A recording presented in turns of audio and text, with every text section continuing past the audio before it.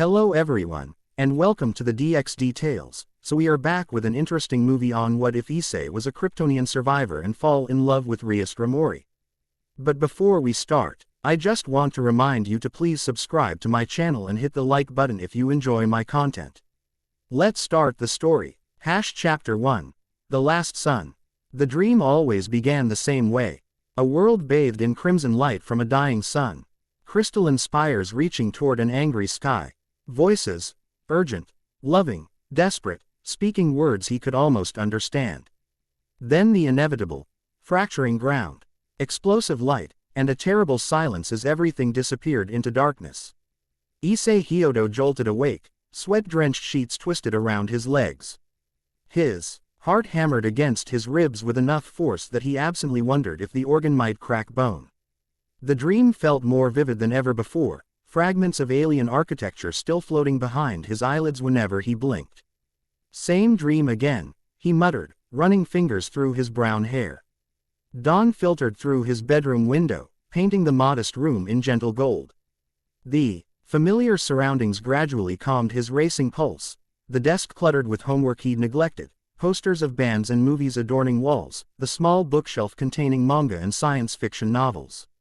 He reached for the pendant that always hung around his neck, a small crystalline fragment with unusual geometric patterns etched into its surface. The only thing he had from before the Hyodos adopted him. His earliest memory was clutching this crystal while social workers tried to coax him into letting it go. He never did. Today the crystal felt warm against his palm, almost pulsing with energy. Odd. Issei, you'll be late for school. His mother's voice carried up the stairs. Coming. He called back, pushing aside lingering unease as he prepared for another day at Kuo Academy. The morning proceeded with the comfortable rhythm of routine. Breakfast with his parents, both talking animatedly about an upcoming neighborhood festival, then the familiar walk to school. Chair. Why blossoms drifted lazily in the spring breeze, accumulating in pink drifts along the sidewalk. Something felt different today, though. Colors seemed more vibrant, sounds more distinct. He could hear conversations from blocks away, could see the intricate patterns in a dragonfly's wings as it hovered near a pond. When he concentrated on a distant clock tower, his vision seemed to zoom in, revealing details he shouldn't be able to discern from this distance. Weird, he mumbled, shaking his head as if to reset his senses. Talking to yourself, Hyodo. First sign of madness. Matsuda grinned, slapping Issei's shoulder as he fell into step beside him. Motohama adjusted his glasses on his nose, appearing on Issei's other side. Our boy's probably just dreaming about the new third-year girls, Motohama said with a knowing smirk. Have you seen Rias Gremory this term? Those measurements must be illegal. Issei forced a laugh, playing along with his friend's usual banter. He'd always be the quiet one in their trio, the least obsessed with their shared interest in the female form. Not that he didn't appreciate beauty, but something about their objectification made him uncomfortable in ways he couldn't articulate. You guys go ahead, he said as they approached the academy gates. I forgot something at home. His friends exchanged puzzled glances.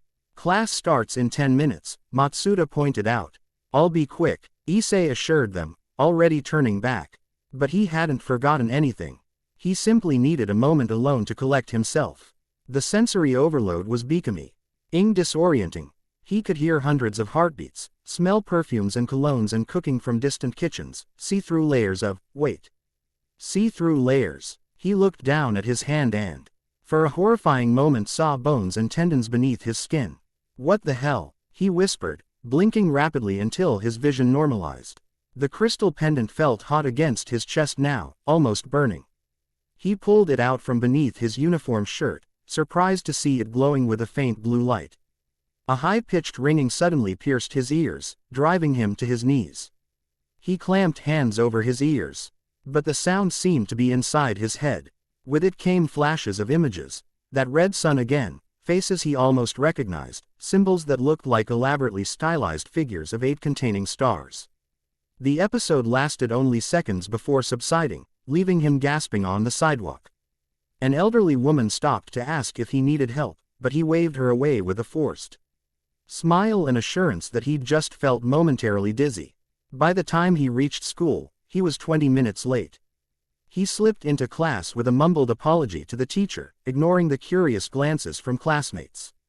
Throughout the morning, he struggled to focus, his senses continuing to fluctuate unpredictably. By lunchtime, he'd developed a strategy of sorts, when everything became too intense. He closed his eyes and focused on his breathing until things settled. "Earth to Issei," Matsuda said, waving a hand in front of his face. "You look like you're in another dimension today."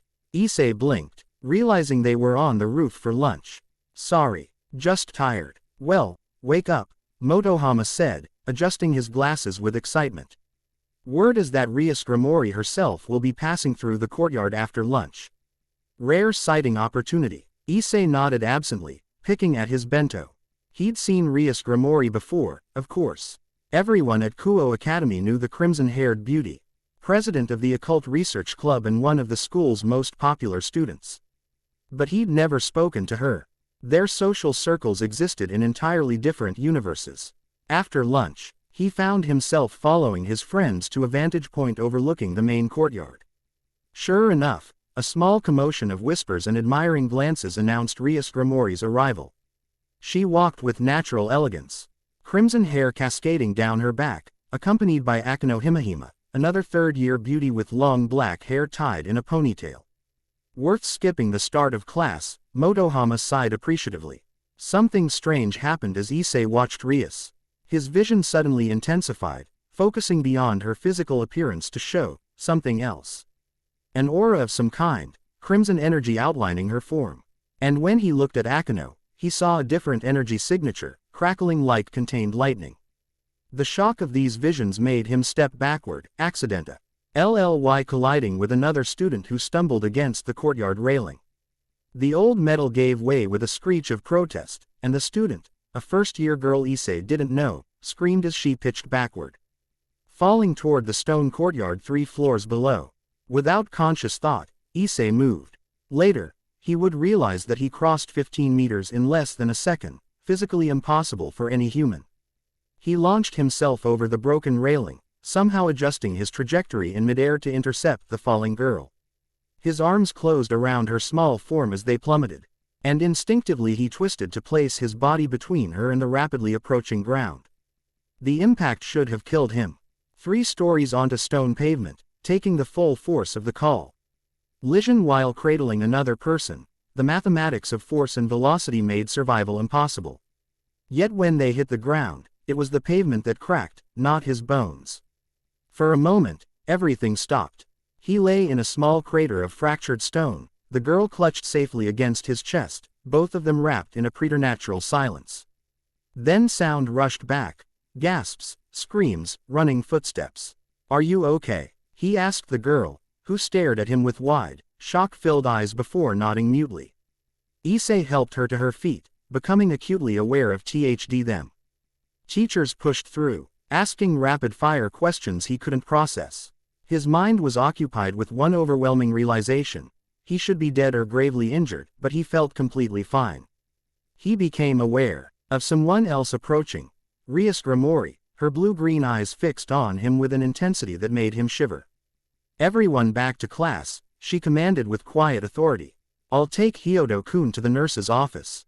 The crowd reluctantly dispersed, though many continued stealing glances back at him. The girl he'd saved was led away by a teacher, still looking dazed. "That won't be necessary," Issei said once most of the onlookers had gone. "I'm not hurt. I can see that," Rias replied, her voice carefully neutral. "Which is precisely why we need to talk.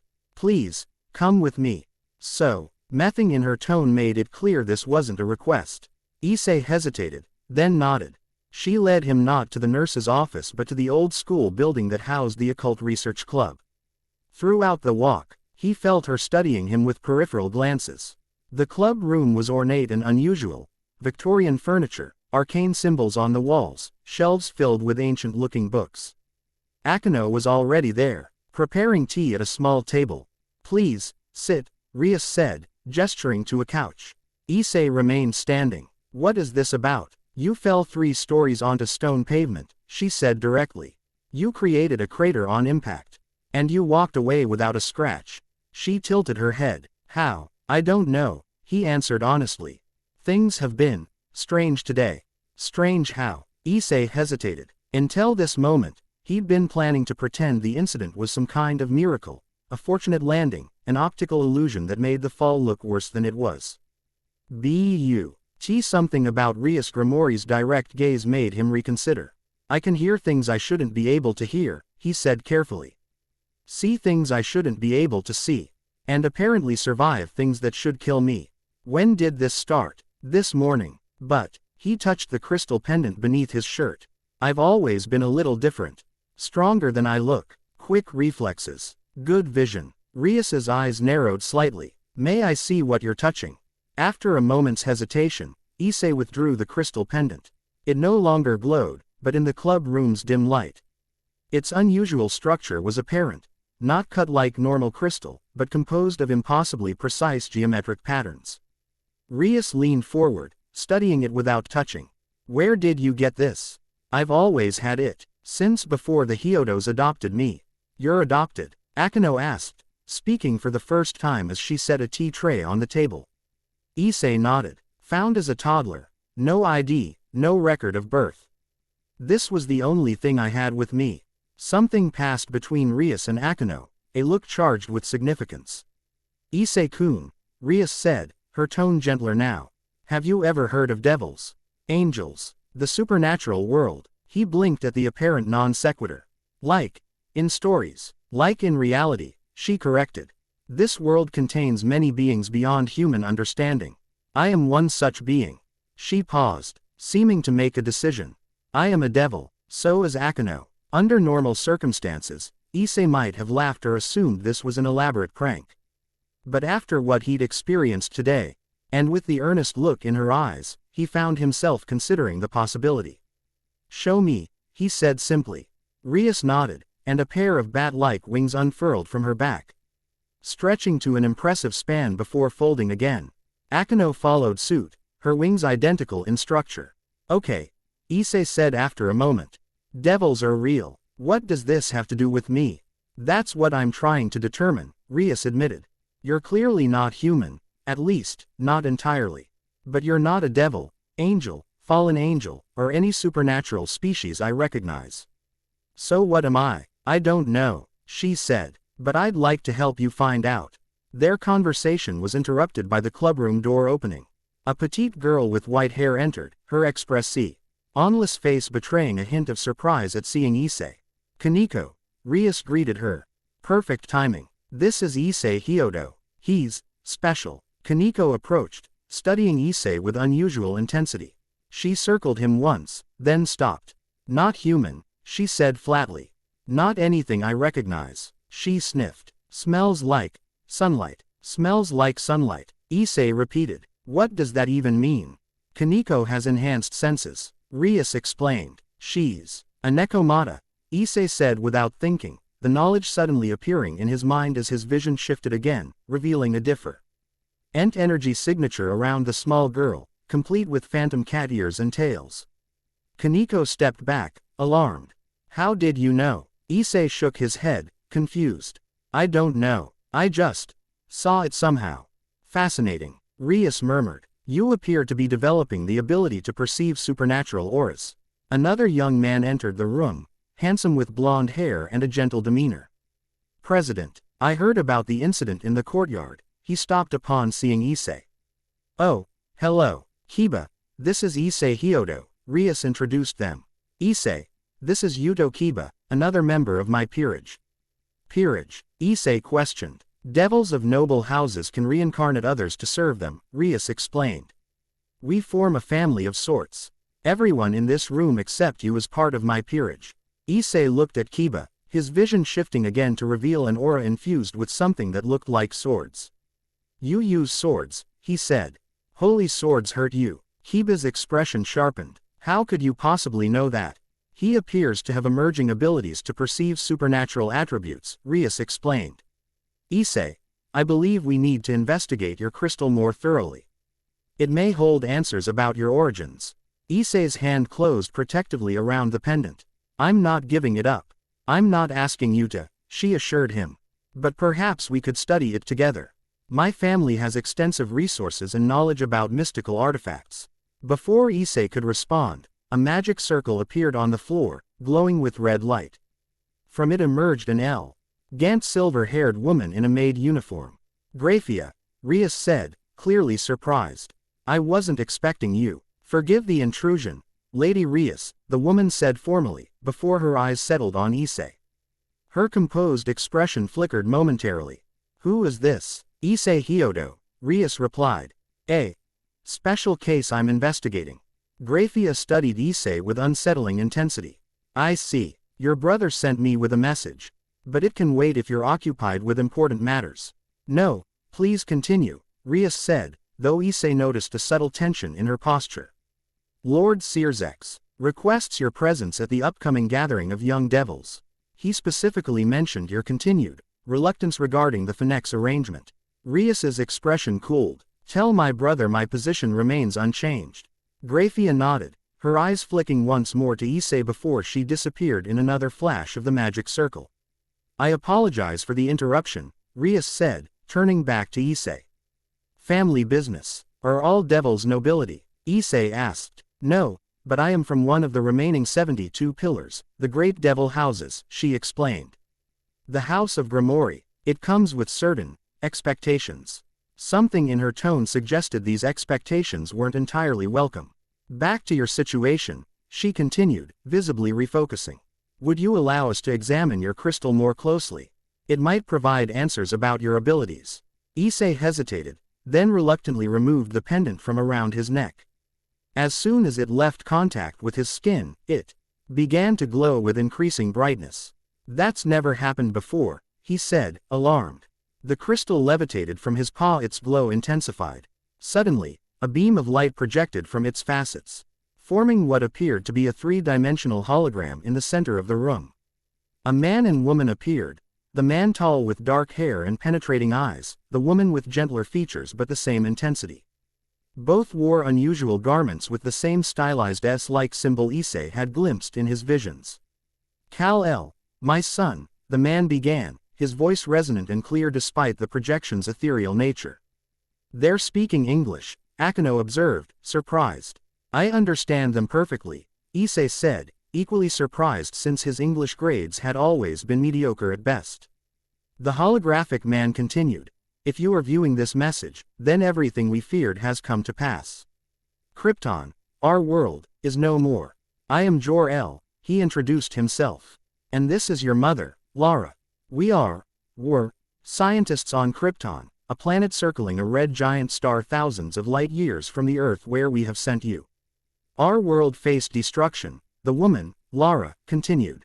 Our sun became unstable, and the core of our planet followed suit.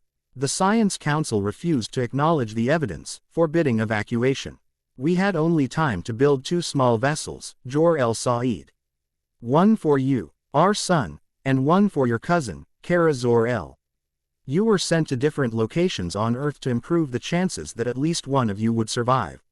Earth's yellow sun will affect your Kryptonian physiology, Lara explained. Your cells will absorb and process solar radiation differently than humans, granting you abilities beyond their comprehension. Great strength, speed, invulnerability, enhanced senses, the power of flight, and other capabilities that may develop as you mature. With these gifts comes great responsibility, Jor-El Said solemnly. The people of Earth are capable of great goodness, but also great wickedness. They are thousands of years behind Kryptonian development, yet they have potential we never realized, the potential to rise above their baser instincts. To use their short lives for remarkable achievement. We send you to them not as a conqueror, but as a bridge, Lara added, her expression softening. You carry the legacy of Krypton. The accumulated knowledge and wisdom of an ancient civilization. But you will also be of Earth. Let both worlds guide you. This crystal contains the essence of Kryptonian knowledge, Jor-El continued. As you develop, it will reveal more to you. It can create a repository of our civilization's learning when the time is right. We love you, Kal-El, Lara said, her composure breaking slightly. Though we will never hold you in our arms again, know that our love travels with you across the stars. Live well, my son, Jor-El finished.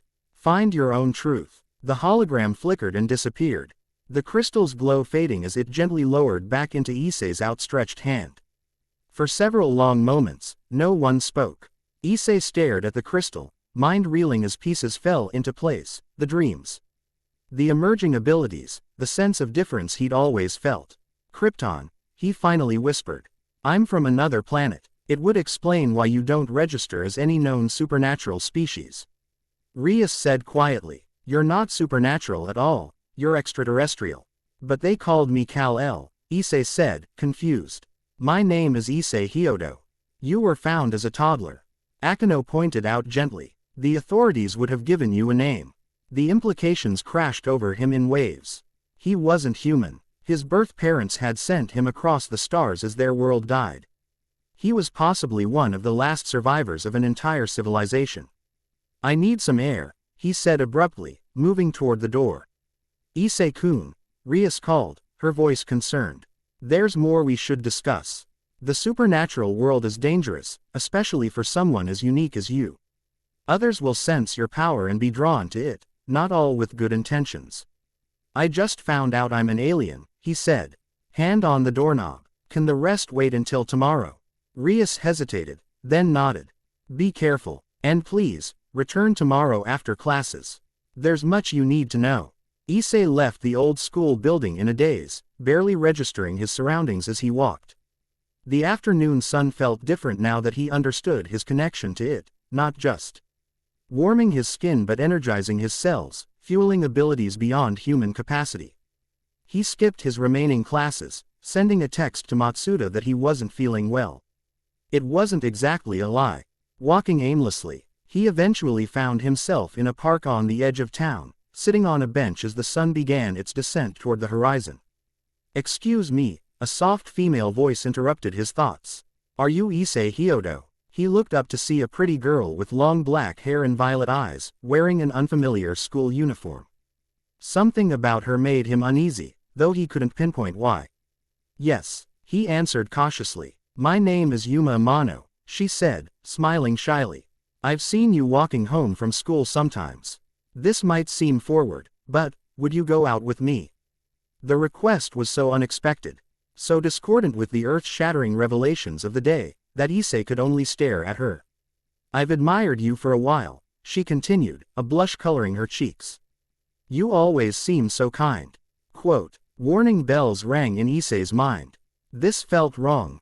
Too convenient, too sudden. And as he focused on her, his newly emerging perceptive abilities kicked in, revealing something shocking beneath her human appearance. Dark wings, concealed from normal sight. An aura of shadow and light intertwined. You're not human, he said flatly. Her expression changed instantly, the shy smile replaced by calculating coldness. Well, that's disappointing. I had a whole routine planned. The air shimmered around her as her appearance transformed, her clothes dissolving into a revealing leather outfit that left little to the imagination, black feathered wings sprouting from her back. What are you? Issei demanded, rising to his feet. A fallen angel, sweetie. The name's Rainer, not Yuma. She formed a spear of light in her hand. I was going to play the girlfriend for a while before killing you, but since the cat's out of the bag. She hurled the light spear directly at his chest. Issei could see it approaching, not in slow motion, but with perfect clarity. He could have dodged, but something inside him, perhaps Kryptonian instinct, told him to stand his ground. The spear struck his chest and shattered into particles of light that dissipated harmlessly. Rainer's eyes widened. What the hell are you? I'm still figuring that out, Issei replied, surprised by his own calm. But I'm not someone you can kill. Rage contorted her features. We'll see about that. She created a larger spear, pouring more power into it before launching it at him. This one stung when it hit, leaving a small burn on his school uniform but failing to penetrate his skin. Issei took a step toward her, and for the first time, fear flickered across Rainer's face. Impossible, she hissed. Light spears are deadly to humans and most supernatural creatures. I'm neither, Issei said, the truth of it settling into his bones. Leave me alone, Rainer. I have no quarrel with fallen angels. My superiors want you eliminated, she snarled. They sensed an anomalous power and traced it to you. I don't know what you are, but you're too dangerous to live. She launched into the air, creating multiple light spears that rained down on him from different angles. Issie felt each impact.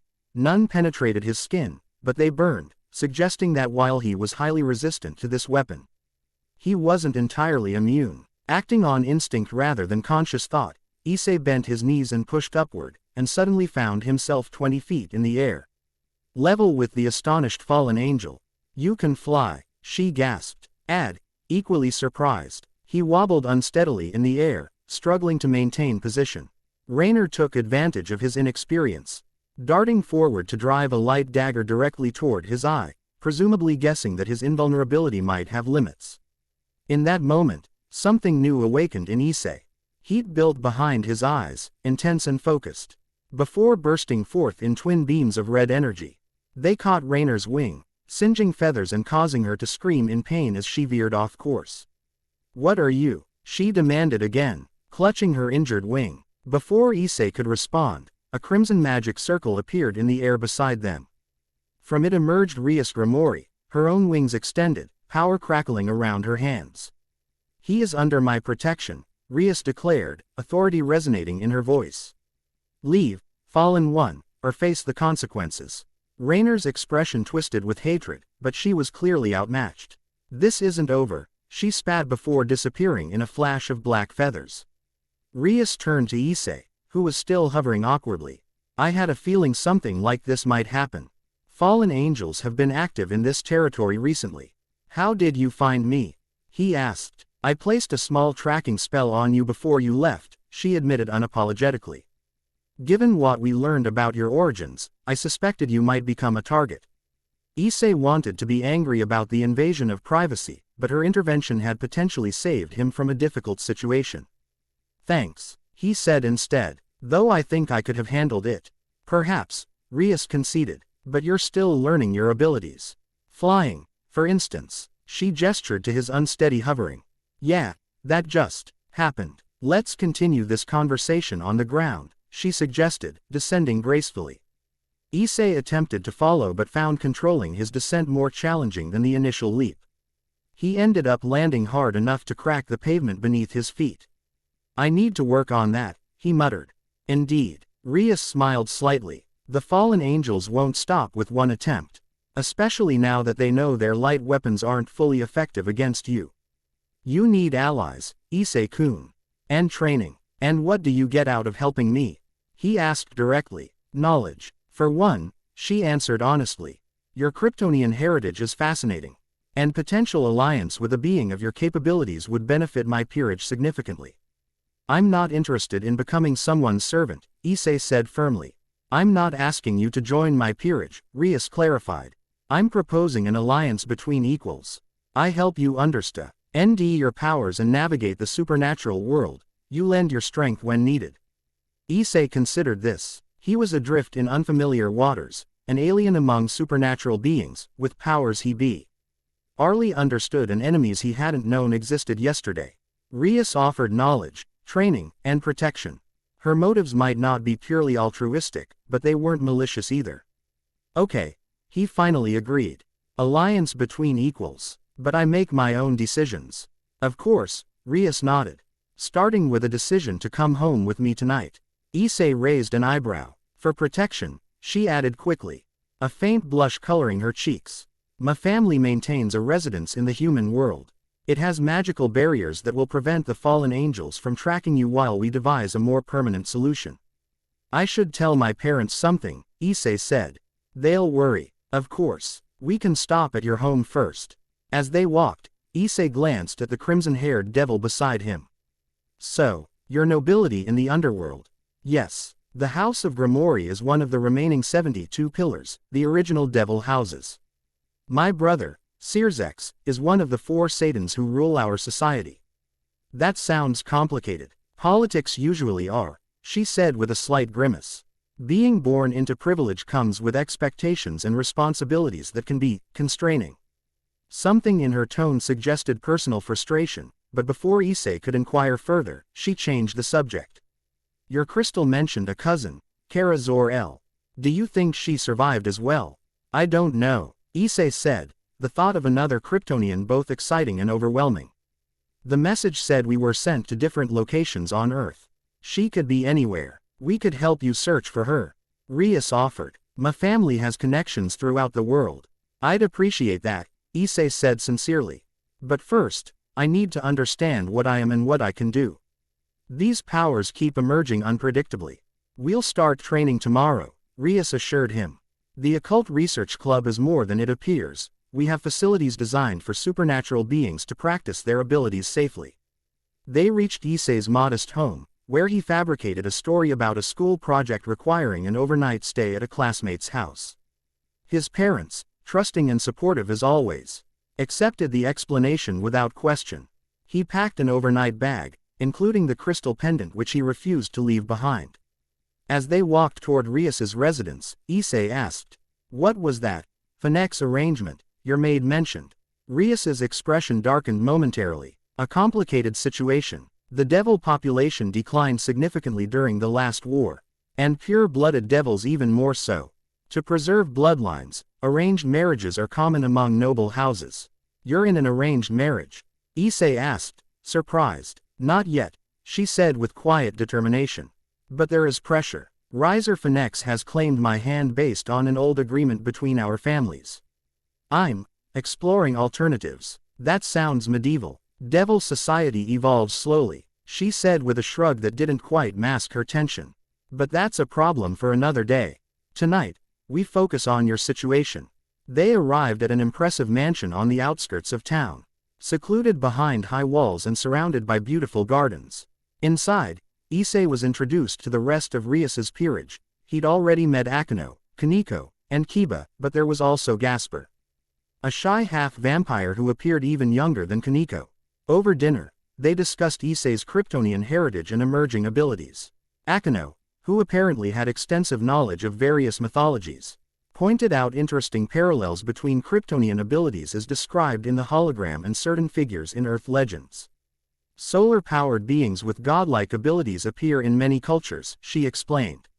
I wonder if Kryptonians might have visited Earth in the ancient past. That would explain how they knew to send children here, Kiba added thoughtfully. They must have known Earth would be hospitable. As the evening progressed, Issie found himself warming to the unusual group. Despite being devils, creatures he would have associated with evil before today, they were thoughtful, intelligent, and surprisingly kind. Rias, in particular, showed genuine interest in his well-being beyond his potential usefulness. Later, alone in the guest room Rias had provided, Issie examined the crystal pendant more closely than ever before. Its structure seemed to shift subtly as he turned it, patterns emerging and disappearing depending on the angle. Kal-El, he whispered, testing the name on his tongue. It felt alien, yet somehow right. The crystal pulsed once in response, a brief flicker of blue light that seemed to acknowledge the name. I don't know what I'm supposed to do with this legacy, he told it quietly. I'm just a high school student. How am I supposed to be a bridge between worlds? The crystal, of course, didn't answer, but holding it gave him a strange sense of connection to the parents he'd never known, Jor-El and Lara, who had loved him enough to save him while their world died around them. Sleep came eventually, bringing with it the usual nightmare of dreams, a crystalline structure rising from Arctic ice, a fortress glowing with the accumulated knowledge of a lost civilization. In the dream, Issie, or perhaps Kal-El, stood at its center. No longer adrift but firmly anchored between two worlds. He awoke at dawn feeling more centered than he had since his abilities began manifesting. Whatever challenges lay ahead, fallen angels, devil politics, his own evolving powers, he would face them. He owed that much to the legacy entrusted to him. Rias was already awake, sitting in the mansion's garden with a cup of tea when he found her. Good morning, she greeted him. How did you sleep? Better than expected, he replied honestly. I made a decision during the night. Oh, I want to learn everything, about my Kryptonian heritage, about the supernatural world, about these powers. If I'm going to be a bridge between worlds like my birth parents wanted, I need to understand both sides. Rias smiled, genuine pleasure lighting her features. Then we'll help you learn. Starting today. The rising sun bathed them in golden light, and Issei felt its energy suffusing his cells, strengthening him for whatever lay ahead. He was Issei Hyodo, raised on Earth by loving parents. He was also Kal-El, last son of Krypton, bearer of an ancient legacy. Perhaps he could be both. Chapter 1 End Chapter 2, Powers and Politics. Sunlight spilled through tall windows, illuminating dust motes that danced like miniature stars in the morning air. Issei stood in the center of a cavernous training hall beneath the old school building, eyes closed. Feeling the solar energy absorbing into his skin. The sensation had become familiar in the weeks since discovering his Kryptonian heritage, a subtle warmth that penetrated beyond flesh. Charging his cells like living batteries. Focus on that energy, Rias instructed from several meters away. Feel how it flows through your body. Issei nodded, concentrating on the internal current of power. It gathered in his core before distributing throughout his limbs, accessible but untamed, raw potential without direction. Now channel it, she continued. Just to your right hand. Sweat beaded on his forehead as he attempted to guide the energy. His hand began to glow faintly with an amber light. Good. Rias's voice carried genuine excitement. Now open your eyes. Issei complied, staring at his luminous hand with fascination. What am I doing exactly? Learning control, Akeno answered, stepping forward from where she'd been observing. Power without control is merely destructive potential. She demonstrated by creating a small ball of lightning between her palms, compressing it until it became a crackling pinpoint of energy, then expanding it again. Your abilities are different from our magic, she explained, but the principle is the same. Mastery requires precision, not just strength. Imagine if your heat vision activated every time you got angry, Kiba added with a sympathetic smile. Control keeps accidents from happening. Issei nodded, understanding the wisdom in their approach. His first week of training had focused entirely on awareness and control rather than maximizing power, a fact that occasionally frustrated him but made increasing sense as his abilities continued to manifest unpredictably. Let's try something practical, Rias suggested. Kaneko. The petite white-haired girl stepped forward, her expression characteristically neutral. Without warning, she hefted a massive stone block that must have weighed over 500 pounds and hurled it toward Issei. Instead of dodging, he stood his ground. When the block struck his chest, it shattered into fragments while he remained unmoved. Good, Rias nodded. Now catch the next one without breaking it. Kaneko threw a second block. This time, Issei caught it with outstretched hands, adjusting his strength to absorb the impact without destroying the stone. Better, Rias acknowledged. Your invulnerability seems fairly passive, it doesn't require conscious activation. But your strength needs calibration. You keep breaking doorknobs. And pencils, Kaneko added flatly. And my desk, Kiba reminded him with good humor. Issei winced at the reminders of his recent accidents.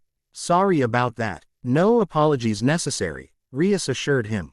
That's why we're training. The underground facility had been a revelation to Issei. A massive space beneath the old school building, magically expanded beyond physical constraints. The main chamber where they currently stood resembled an Olympic gymnasium with reinforced walls capable of withstanding supernatural powers. Additional rooms branched off from it, including a library of occult texts, meditation chambers, and what Rias called a dimensional practice space for more dangerous exercises. Let's move on to speed training, Akeno suggested, checking an elegant watch. We have an hour before the others arrive for the club meeting. She led Issei to a section of the facility marked with a complex magic circle. This area is enchanted to measure velocity and create resistance proportional to your movement. Like supernatural wind resistance, Issei guessed. Precisely, she smiled, pleased by his quick understanding. Begin jogging, then gradually increase your speed until you feel the resistance build. Issei complied, starting at a normal human pace before accelerating. As his speed increased, he felt pressure against his body, not enough to stop him, but noticeable. Faster, Akeno encouraged. Push through the resistance. He pumped his arms and legs harder, velocity building until the training hall became a blur. The magical resistance increased proportionally, but rather than hindering him, it seemed to give him something to push against, allowing better control of his movement. Your current speed is approximately 120 miles per hour, Akeno informed him, her voice reaching him clearly despite his velocity. Impressive for a beginner, but you're capable of much more. Issei focused harder, leaning into the resistance as he accelerated further. Something clicked in his mind, a deeper connection to the solar energy powering his cells, and suddenly he surged forward, breaking through a threshold of some kind. 327 miles per hour. Akeno called out, excitement coloring her normally composed voice. Issei-kun, you're approaching the speed of sound. The world around him had changed, perception shifting to accommodate his velocity. Despite moving faster than a bullet train, he could see with perfect clarity, individual dust particles suspended in air, the subtle shifts in Akeno's expression as she tracked him, the microscopic texture of the walls as he passed. He experimented with turns, finding that his body instinctively calculated the necessary adjustments. When he finally slowed to a stop beside Akeno, he wasn't even breathing hard. That was, he searched for words. Exhilarating, she supplied with an understanding smile. Beyond that, it felt natural, like something I was always meant to do. Your Kryptonian physiology adapting to Earth conditions, Rias said, joining them. Your birth parents mentioned that yellow sunlight would affect you differently than Earth's red sun affected Kryptonians. Speaking of adaptation, Akeno interjected. Have you had any success with flight? Issei's expression turned sheepish. Not really. I can jump really high, but actual flight eludes me. Perhaps that ability requires more time to develop, Rias suggested. Or a different approach. We'll keep working on it. A magical circle appeared on the floor nearby, glowing with blue light that resolved into the form of Sona Citri, Student Council President and, as Issei had recently learned, a high-ranking devil in her own right. Rias, she greeted with formal politeness before turning curious eyes to Issei. And Hyodo-kun, I hear you've been making remarkable progress. Sona, Rias returned the greeting warmly. Yes, Issei-kun has been a quick study. The student council president adjusted her GL gaze, making Issei feel like a specimen under examination. I've been reviewing the archives for any historical reference to Krypton or beings with similar abilities to yours, Hyodo-kun. Did you find anything? He asked hopefully. Nothing conclusive, but there are intriguing possibilities. She manifested a tone from a magic circle, pages turning on their own until reaching a specific illustration. This 12th century Manu script describes a man from the heavens, with strength beyond mortals who could breathe winter's chill, and call fire from his eyes. Issei examined the crude illustration, a figure surrounded by rays of light. Holding what appeared to be a massive boulder over his head. You think it might have been another Kryptonian? He asked. It's possible, Sona replied. There are similar accounts scattered throughout history, though most are dismissed as myths or exaggerations. What's notable is that many of these stories cluster around specific historical periods, then disappear, only to resurface centuries later. As if individual Kryptonians visited Earth at different times, Rias mused. Precisely, Sona nodded, which raises questions about your cousin, Kara Zor-El. If she arrived on Earth as planned, she would be the second Kryptonian currently on our planet. I've been thinking about her constantly, Issei admitted. Where she might be, if she's alone, if she even survived. My brother has discreetly activated our family's information network, Rias assured him. If there are reports of someone with abilities similar to yours, we'll hear about it. Thank you, Issei said sincerely. The Gremory family's support had been unwavering since his discovery, something he deeply appreciated even as he continued adapting to the knowledge that devils, creatures traditionally associated with evil, were now his closest allies. In the meantime, Sona continued, I believe it would be beneficial for you to understand more about devil society and politics. As a unique being with considerable power, you'll inevitably become entangled in our affairs. That's probably wise, Issei agreed. Everything I thought I knew about supernatural beings has turned out to be mostly wrong. Most human myths contain kernels of truth wrapped in centuries of misunderstanding and religious bias, Sona explained, walking toward a seating area where comfortable chairs surrounded a low table. She gestured for everyone to sit. Devils, angels, and fallen angels were once a single race before the Great War that split our kinds. What caused the war? Issei asked, settling into a chair. Philosophical differences, primarily, Rias answered, though as with most conflicts, power and territory became equally important motivations once fighting began. Angels followed God's system without question, Sona elaborated. Those who questioned or rebelled became fallen angels. Devils chose independence and self-determination, establishing our own civilization in the underworld. So devils aren't inherently evil. Issie had been grappling with this question since learning of their existence. By human religious standards, perhaps, Sona acknowledged with clinical detachment. We don't adhere to the same moral framework. Devils value ambition, desire, individualism, and personal freedom, concepts some religions consider sinful. But we're not mindlessly destructive or cruel, Rias added quickly. Modern devil society has laws, ethics, and civilization as complex as human society. We've evolved beyond the simplistic portrayal in human theology. The political structure of the underworld is particularly intricate, Sona continued. After the original Satan leaders fell in the Great War, civil war erupted between traditionalist devils who wanted to continue fighting angels and fallen angels, and reformist devils who sought peace and rebuilding.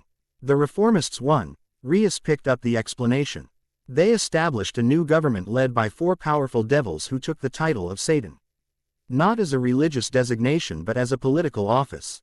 Rias Lucifer, formerly Rias Gremory, Rias's older brother, Sona listed. Seraphal Leviathan, formerly Seraphal Cetri, my older sister. Ajuka Beelzebub and Falbium Asmodeus. They rule the underworld together, with the remaining noble houses forming a kind of aristocratic council beneath them. Issei's eyes widened. Both your families have Satan-level relatives. That's significant political power, which comes with significant responsibility and expectations, Rias said, a shadow crossing her features momentarily. The noble houses themselves are structured into a hierarchy, Sona continued, either missing or choosing to ignore Rias's discomfort. The 72 pillars were the original devil families. Though many died out during the wars, those remaining hold considerable influence, with the Gremory and Cetri families among the most prominent.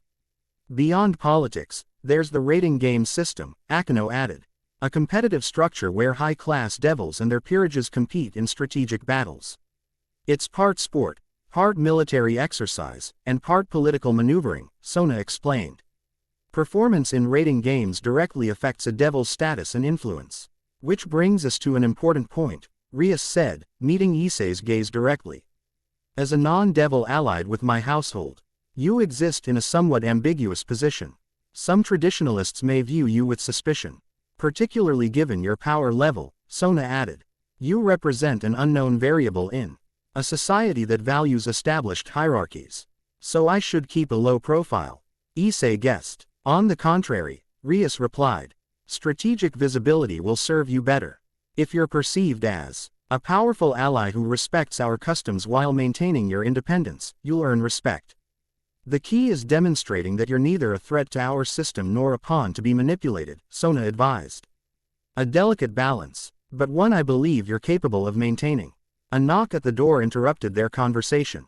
Kiba entered, accompanied by a young woman with long black hair and red-rimmed glasses, Tsubaki Shinra, Sona's queen and vice president of the student council.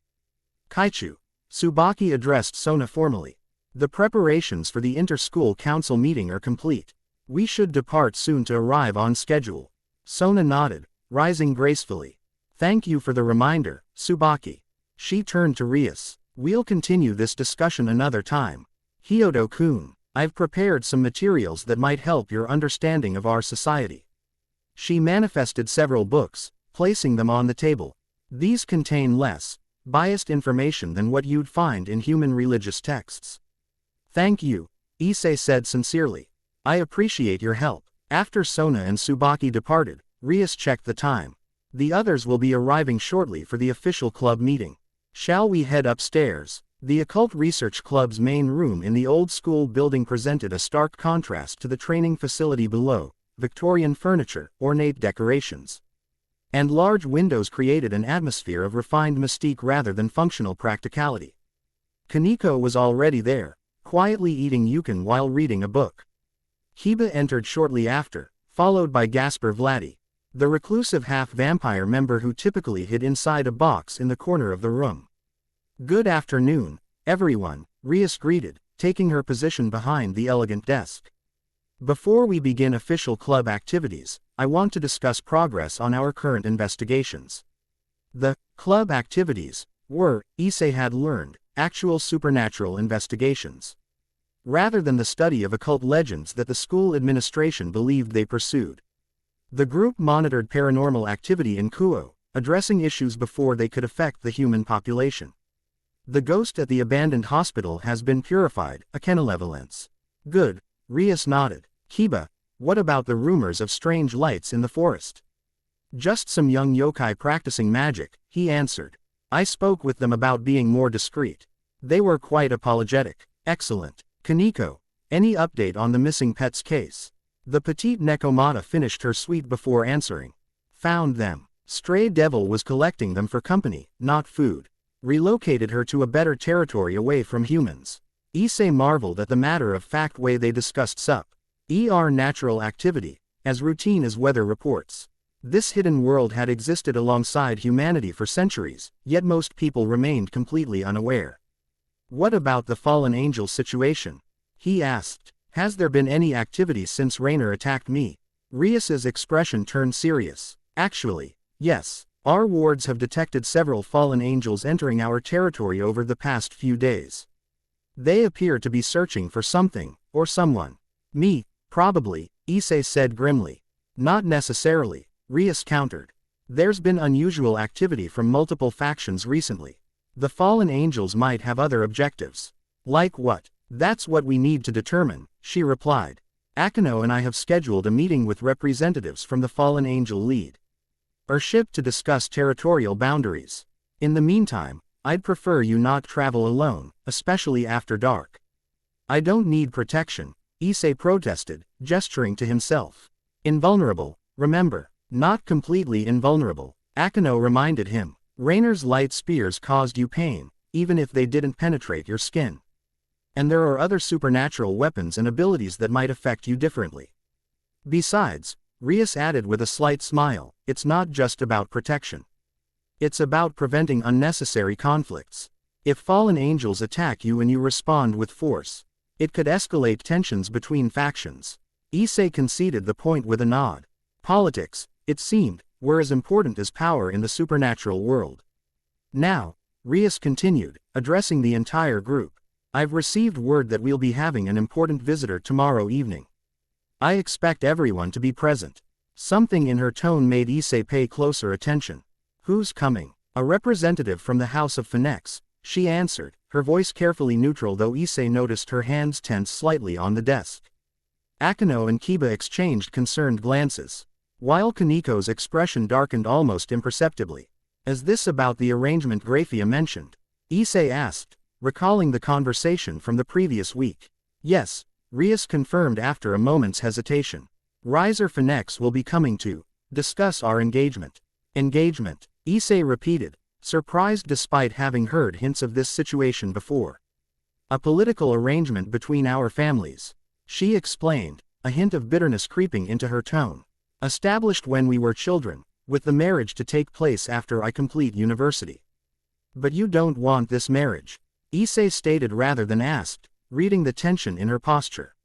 No, she admitted quietly. I don't. The Gremory family has always valued affection and personal choice. My parents' marriage was a love match. As was my brother's. I had hoped for the same opportunity. Then why agree to it?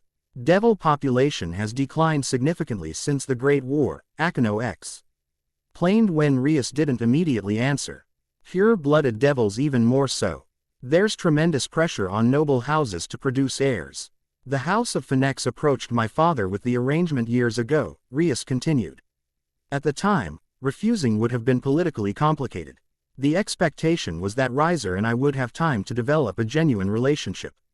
But that hasn't happened, Issie guessed. No, her voice cooled noticeably. Riser Phoenix views me as a political acquisition rather than a partner. His personality is incompatible with mine. He's an arrogant peacock, Kaneko stated bluntly. With the manners of a barbarian and the empathy of a stone, Kiba added, his usual politeness giving way to clear disdain.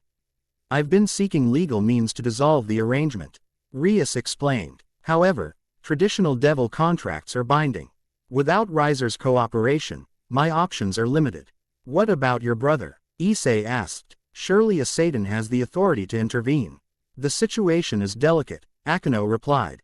Lord Searsex must balance family loyalty with political impartiality. Direct intervention could be seen as abuse of power. Which is why I've been seeking a solution that doesn't require his involvement, Rias added.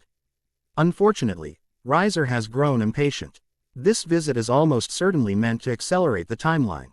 What will you do? Issie asked quietly. Rias's expression hardened with determination. Continue searching for alternatives. I won't be forced into a loveless political marriage, regardless of tradition or expectation. The conversation shifted to other club matters, but Issie remained preoccupied with Rias's situation. She had helped him through his own crisis of identity without hesitation. The idea that she faced such personal constraint despite her social status bothered him deeply. After the meeting concluded, Issie remained behind while the others departed for various assignments. Akino approached him, elegant as always in her Kuo Academy uniform. You seem troubled, she observed. I'm trying to understand devil politics, he admitted. If Rias doesn't want this marriage, why is it still being enforced? Devil society values tradition and obligation, Akino explained, settling onto the couch across from him. Contracts are taken very seriously, almost sacra. In a society that rejected traditional divinity, there must be precedent for breaking engagements. There is, but it typically requires agreement from both parties or intervention from a higher authority.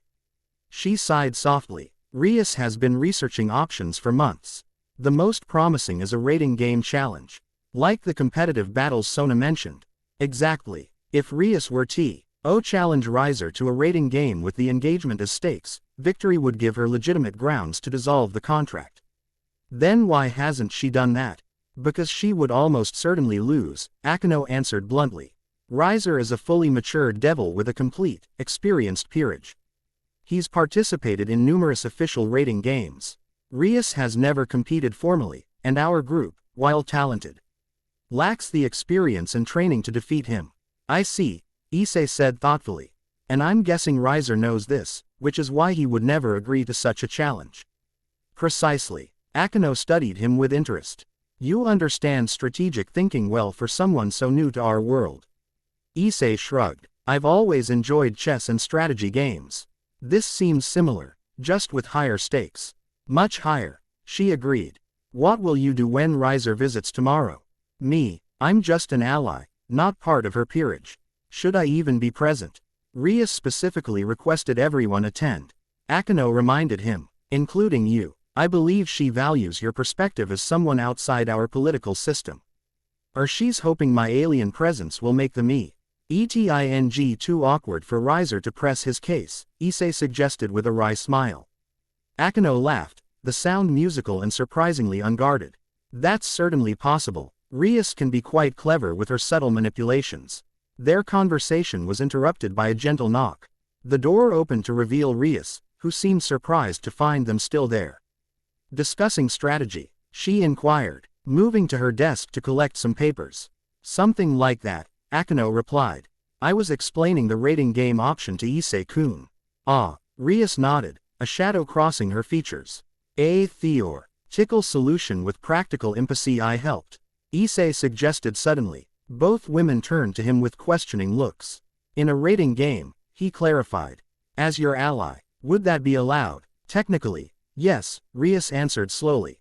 Non-peerage allies can participate under certain conditions. But Riser would never agree to a challenge knowing you were involved. Your abilities would shift the balance too significantly. Then we need leverage to force his agreement, Issie reasoned. Something that gives him no choice but to accept the challenge on your terms. That's precisely what I've been unable to find, Rias said, a hint of frustration coloring her tone. We'll keep thinking, Akino assured her. Something will present itself. Perhaps. Rias didn't sound convinced. In the meantime, Issei-kun, would you be available for additional training this evening? I'd like to work on your heat vision control before tomorrow's meeting. Of course, he agreed readily. Excellent. Akino, would you mind assisting? Your experience with focusing energy will be helpful. Gladly, Akino smiled. The meditation chamber would be ideal for this exercise. The meditation chamber, R proved to be a smaller room adjacent to the main training hall, with walls covered in arcane symbols that glowed faintly blue. A circle of cushions sat in the center of a complex magical diagram inlaid on the floor. This space dampens energy emissions, Rias explained as they entered. Perfect for practicing abilities that might otherwise damage the surroundings. Or set them on fire, Akino added with a teasing smile. Issie took a seat on one of the cushions, feeling a subtle field of energy envelop him as he crossed the boundary of the magic circle. Heat vision requires precise control, Rias began. Sitting across from him. Unlike your strength or speed, which can be modulated after activation, heat vision is immediately destructive. You need control from the initial moment of manifestation. I've only used it once, Issie admitted. Against Rainer, and that was instinctive rather than deliberate. That's common with emerging abilities, Akino said, taking a position to his right. Instinct in moments of danger often catalyzes new powers. The challenge is recreating that ability calmly and intentionally. How does it feel when it happens? Rias asked. Issie thou. GHT back to the confrontation with the fallen angel. Heat building behind my eyes, then focusing forward. It's like concentrating sunlight through a magnifying glass, but the lens is inside me. That's a useful analogy, Akino nodded. The sun's energy, focused and directed. Try to recreate that sensation now, the gathering of heat, but without releasing it. Closing his eyes, Issie concentrated on the solar energy within him. Directing a portion toward his eyes. The sensation came more easily this time, a warm pressure building behind his eyelids. I feel it, he said, voice tight with concentration. Good, Rias encouraged. Now open your eyes, but maintain control. Don't release the energy yet. He complied, carefully opening his eyes while containing the heat. Rias and Akino were watching him intently. And he noticed their auras clearly now. Rias's crimson energy of destruction, Akino's crackling lightning tinged with something darker that he suspected related to her fallen angel heritage. Your eyes are glowing, Akino observed. Red, like embers. Now, focus on that candle, Rias instructed, pointing to a single white taper on a stand several meters away. Release just enough energy to light the wick. Nothing more. Issie turned toward the candle, concentrating on precision. He imagined a narrow beam, just hot enough to ignite the wick without melting the wax. When he released the energy, twin lasers shot from his eyes, far more powerful than intended. The candle didn't just light, it vaporized, along with the stand and a portion of the floor beneath it. Too much, he grimaced. But better controlled than last time, Rias pointed out encouragingly. The beams were focused rather than dispersed. Akino waved her hand, and a new candle materialized on a fresh stand. Try again, but release the energy more gradually. Imagine a dimmer switch rather than an on-off button. They practiced for over an hour, with Issie gradually gaining finer control. By the end of the session, he could consistently light candles without destroying them and could vary the intensity from a gentle warmth to a concentrated beam hot enough to melt steel. Impressive progress, Rias praised as they concluded the training. Your rate of improvement exceeds any devil I've known. Kryptonian learning curve, Issie suggested with a small smile. Or maybe I just have good teachers. Both, I suspect, Akino replied, her violet eyes lingering on him with an expression he couldn't quite interpret. We should continue these sessions regularly. Your potential is extraordinary. Agreed, Rias nodded. Though tomorrow we'll need to focus on diplomatic protocols for Riser's visit. The House of Phoenix is traditional in their expectations of formal behavior. UW, and me to be polite to someone trying to force you into marriage? Issie asked incredulously. I want you to be strategic, Rias clarified. Open hostility would accomplish nothing. Calm confidence, ND's subtle positioning will serve us better. Issie wasn't entirely convinced but nodded his agreement. I'll follow your lead. After training, they returned to the main club room where Akino prepared. Tea, a ritual he'd noticed she approached with particular care and grace. Your tea is always exceptional, he commented as she handed him a cup. It tastes different from any I've had before. Family recipe, she replied with a pleased smile. My mother taught me traditional preparation methods when I was young. Your mother was Japanese? He asked, realizing he knew little about her background. A shadow crossed her features briefly. Yes, human. My father was a fallen angel, though I didn't know that until later. That must have been difficult, Issie said quietly, sensing painful history beneath her typically composed exterior. Life often is, she replied simply. But difficulties shape us, for better or worse. She studied him over the rim of her teacup. You understand that, I think. Being different, discovering your origins under unexpected circumstances. I suppose I do, he acknowledged. Though my situation seems almost simple compared to the complexities of Devil Society. Don't underestimate the politics of being unique, Rias interjected, joining their conversation. As word of your existence spreads, you'll face increasing attention from various factions. Encouraging, Issie remarked dryly. Just realistic, she replied. Your abilities make you valuable as an ally and dangerous as an enemy. Everyone from angels to yokai will eventually form opinions about where you fit in their worldview. Which is why training isn't just about controlling your powers, Akeno added. It's about preparing you to navigate these political waters. Starting with Riser tomorrow, Issie nodded. Understanding their concern. Precisely. Rias's expression turned somber. My personal situation aside, how Riser perceives you will influence how the House of P. Henix, one of the most powerful remaining pillars, views Kryptonians in general. First impressions matter. No pressure, Issie muttered. Just be yourself, Akeno advised with a gentle smile. Your natural sincerity is an asset, not a liability. Her words carried unexpected weight, easing some of his anxiety. Throughout his life, Issie had often felt different without understanding why. Now that he knew the truth, he was surrounded by others who understood what it meant to exist between worlds. Akeno with her mixed heritage, Rias balancing personal desires against noble responsibilities, L of them navigating the complex intersection of human and supernatural realms. That night, Issie returned to his parents' home, a place that felt simultaneously familiar and strange now thanks to extraterrestrial origins. His adoptive parents remained unaware of recent developments, believing he'd been spending time with a study group. The deception bothered him, but Rias had counseled caution about revealing supernatural truths to humans. Even family. In his room, he studied the crystal pendant again, searching for additional information about Krypton. Since the initial hologram, it had remained dormant despite his attempts to activate it further.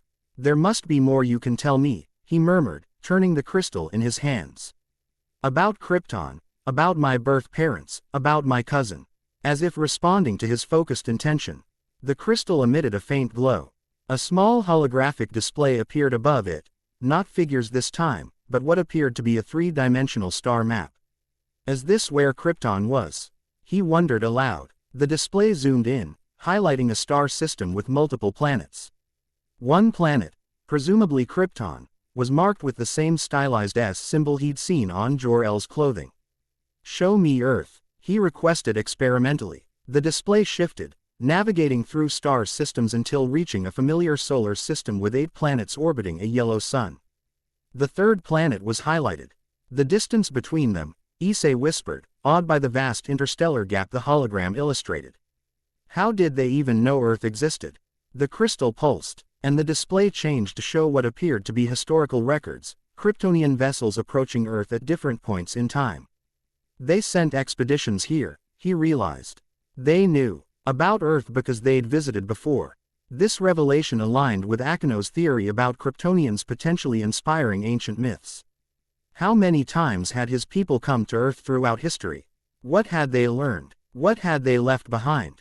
The crystal's glow faded before he could ask these questions, the hologram dissolving into particles of light that vanished into the air. Despite the brevity of the interaction, Issie felt a deepening connection to his heritage, tangible evidence of Krypton's existence and its historical relationship with Earth. He slept fitfully that night. Dreams filled with crystalline cities, strange vessels traveling between stars, and glimpses of a girl with blonde hair flying through Earth's atmosphere, searching for something, or someone. The following day passed with unusual tension. During classes, Issie noticed Rias seemed distracted, her typical composure strained by the impending meeting. When they gathered in the Occult Research Club room after school, everyone was dressed in their best uniforms, an atmosphere of formal anticipation hanging in the air. Remember, Rias addressed them as the appointed hour approached, regardless of what transpires, maintain decorum. This is an official meeting between noble houses. A magic circle appeared on the floor, orange rather than the crimson of Gremory magic. From it emerged a tall, blonde man in an expensive burgundy suit. His features were handsome in a classical sense, but his expression carried unmistakable arrogance, blue eyes surveying the room with the casual entitlement of someone accustomed to deference. Behind him appeared 15 women of varying appearances, all attractive, all wearing expressions ranging from haughty to merely confident. "My dear Rias," the man greeted with a smile that didn't reach his eyes. "Lovely as always, Riser," she acknowledged coolly. "You brought your entire peerage." "Of course." They were eager to meet my future bride. His gaze traveled around the room, assessing each member of Rias's group before landing on Issie. "I don't believe I've met this one." "This is Issie Hyodo," Rias introduced formally. "A valued ally of the House of Gremory." "Indeed." Riser's eyebrow arched. "I wasn't aware you had taken on non-devil associates." "How progressive of you." The condescension in his tone made Issei's jaw tighten, but he maintained a neutral expression. Recalling Rias's guidance about strategic behavior. "Shall we discuss the purpose of your visit?" Rias suggested, gesturing toward the seating area. "Of course." Riser settled onto the couch with casual elegance, spreading his arms along its back. "My family believes we've been patient long enough, Rias. The engagement has been established for years. It's time to set a date for the ceremony." "My studies are not yet complete," she countered calmly. "The original agreement specified marriage after university." "Plans change," he replied dismissively. "Devil birth rates continue to decline. Our families have a responsibility to produce pure-blooded heirs without unnecessary delay." Issie noticed Rias's hands tighten imperceptibly in her lap, though her expression remained composed. "I understand the concerns," she said carefully.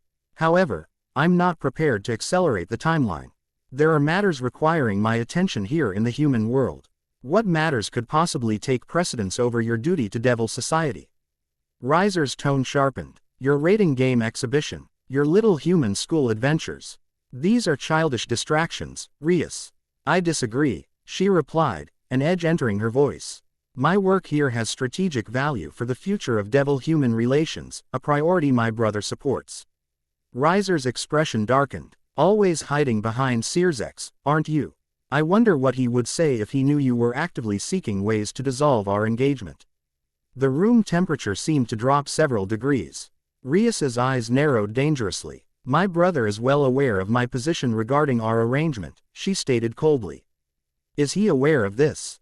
Riser gestured toward Issie. "Taking on mystery, oust non-devil allies without proper vetting or registration. The noble houses might find such independent action concerning." "Are you threatening me, Riser?" Rias asked, her voice deadly quiet. "Merely expressing concern for proper protocol."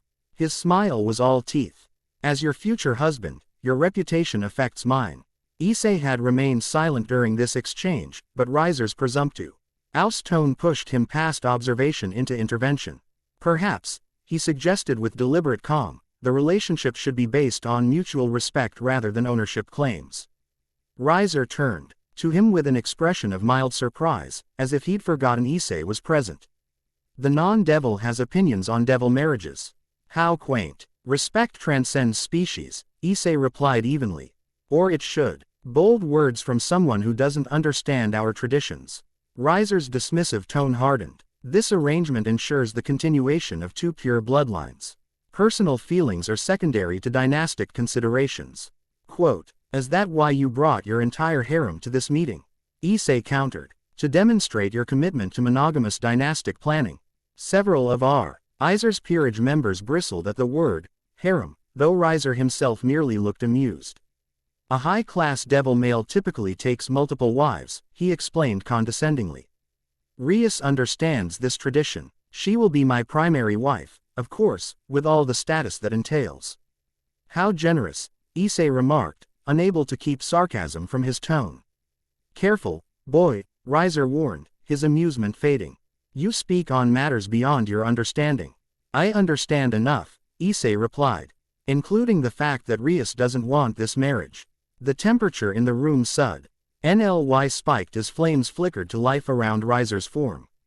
You dare interfere in matters between noble houses. Riser, Rias interjected sharply.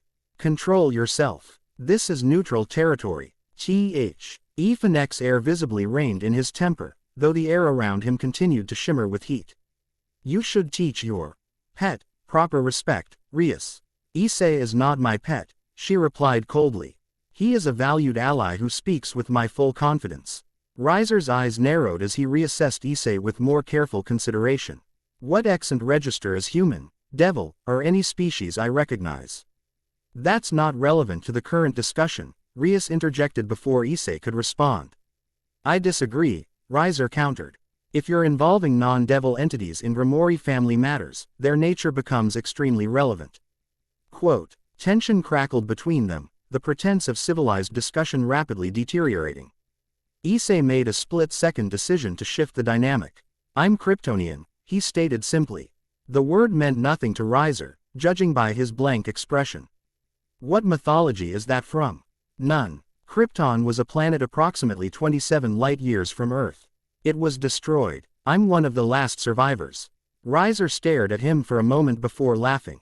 An alien? Really? Rias, your recruitment has become desperate. It's true, Akino confirmed calmly. We've verified his origins through multiple means. And what special abilities does this Kryptonian possess that make him a valued ally? Riser asked mockingly. Rather than answering verbally, Issie focused on his heat vision, allowing his eyes to glow red without releasing the energy. The effect was subtle but unmistakable. Riser's mocking expression faltered slightly. Parlor tricks don't impress me. No demonstration is necessary, Rias stated firmly. Issei's abilities and origins aren't the issue. The issue is our engagement and your insistence on accelerating a timeline I've made clear I'm not ready to accept. The Phoenix family has been exceptionally patient, Riser replied, his arrogance reasserting itself. That patience has limits. If you continue to resist, we may need to involve the Council of Elders to enforce the contract. Or, Issie suggested suddenly, you could prove your worthiness through traditional means.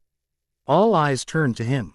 What do you mean? Riser demanded. A rating game, Issie clarified. If you're so confident in your position, surely you'd be willing to demonstrate your superiority through combat. Riser's expression shifted from surprise to amusement. A rating game? Between my experienced peerage and Rias's incomplete collection of novices. That would hardly be sporting. Afraid of an unfair advantage in your favor? Issie challenged. Issie, Rias cautioned quietly. Riser's eyes narrowed. I fear nothing, especially not from untested children playing at being devils. Then accept the challenge, Issie pressed. If you win, Rias agrees to the accelerated timeline. If she wins, the engagement is dissolved. Interesting proposition, Riser mused, studying Issie with new calculation. But I notice you position yourself as her ally. Would you be participating in this hypothetical contest? Yes, Issie confirmed without hesitation. Unacceptable, Riser dismissed immediately. Non-devil participants muse. TB officially registered allies with proper documentation and approval from the Rating Game Commission. A process that takes months. Then Rias's peerage against yours, Issie amended. Without my participation, Riser laughed. You can't be serious. My peerage is complete. 15 experienced members plus myself. Rias has what? 5 novices. The outcome would be predetermined. If you're so certain of victory, what do you have to lose? Issie challenged. Unless you fear even a small possibility of defeat. The barb struck its mark. Riser's expression hardened, flames briefly intensifying around him. I fear nothing from Rias's amateur peerage. Then accept the challenge, Issie repeated. Prove your superiority through merit rather than contracts signed when she was a child. A tense silence filled the room as Riser considered, his pride clearly battling with his strategic sense. Finally, he smiled, a cold, confident expression. Very well, a rating game it is. He turned to Rias. Do you accept these terms? Your freedom against an accelerated wedding date? Rias hesitated, clearly calculating the odds. I do, she finally agreed. With one condition. We require 10 days for preparation.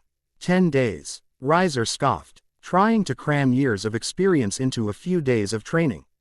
5 days, no more. 7, Rias countered firmly. Done. Riser stood, straightening his suit with a satisfied expression.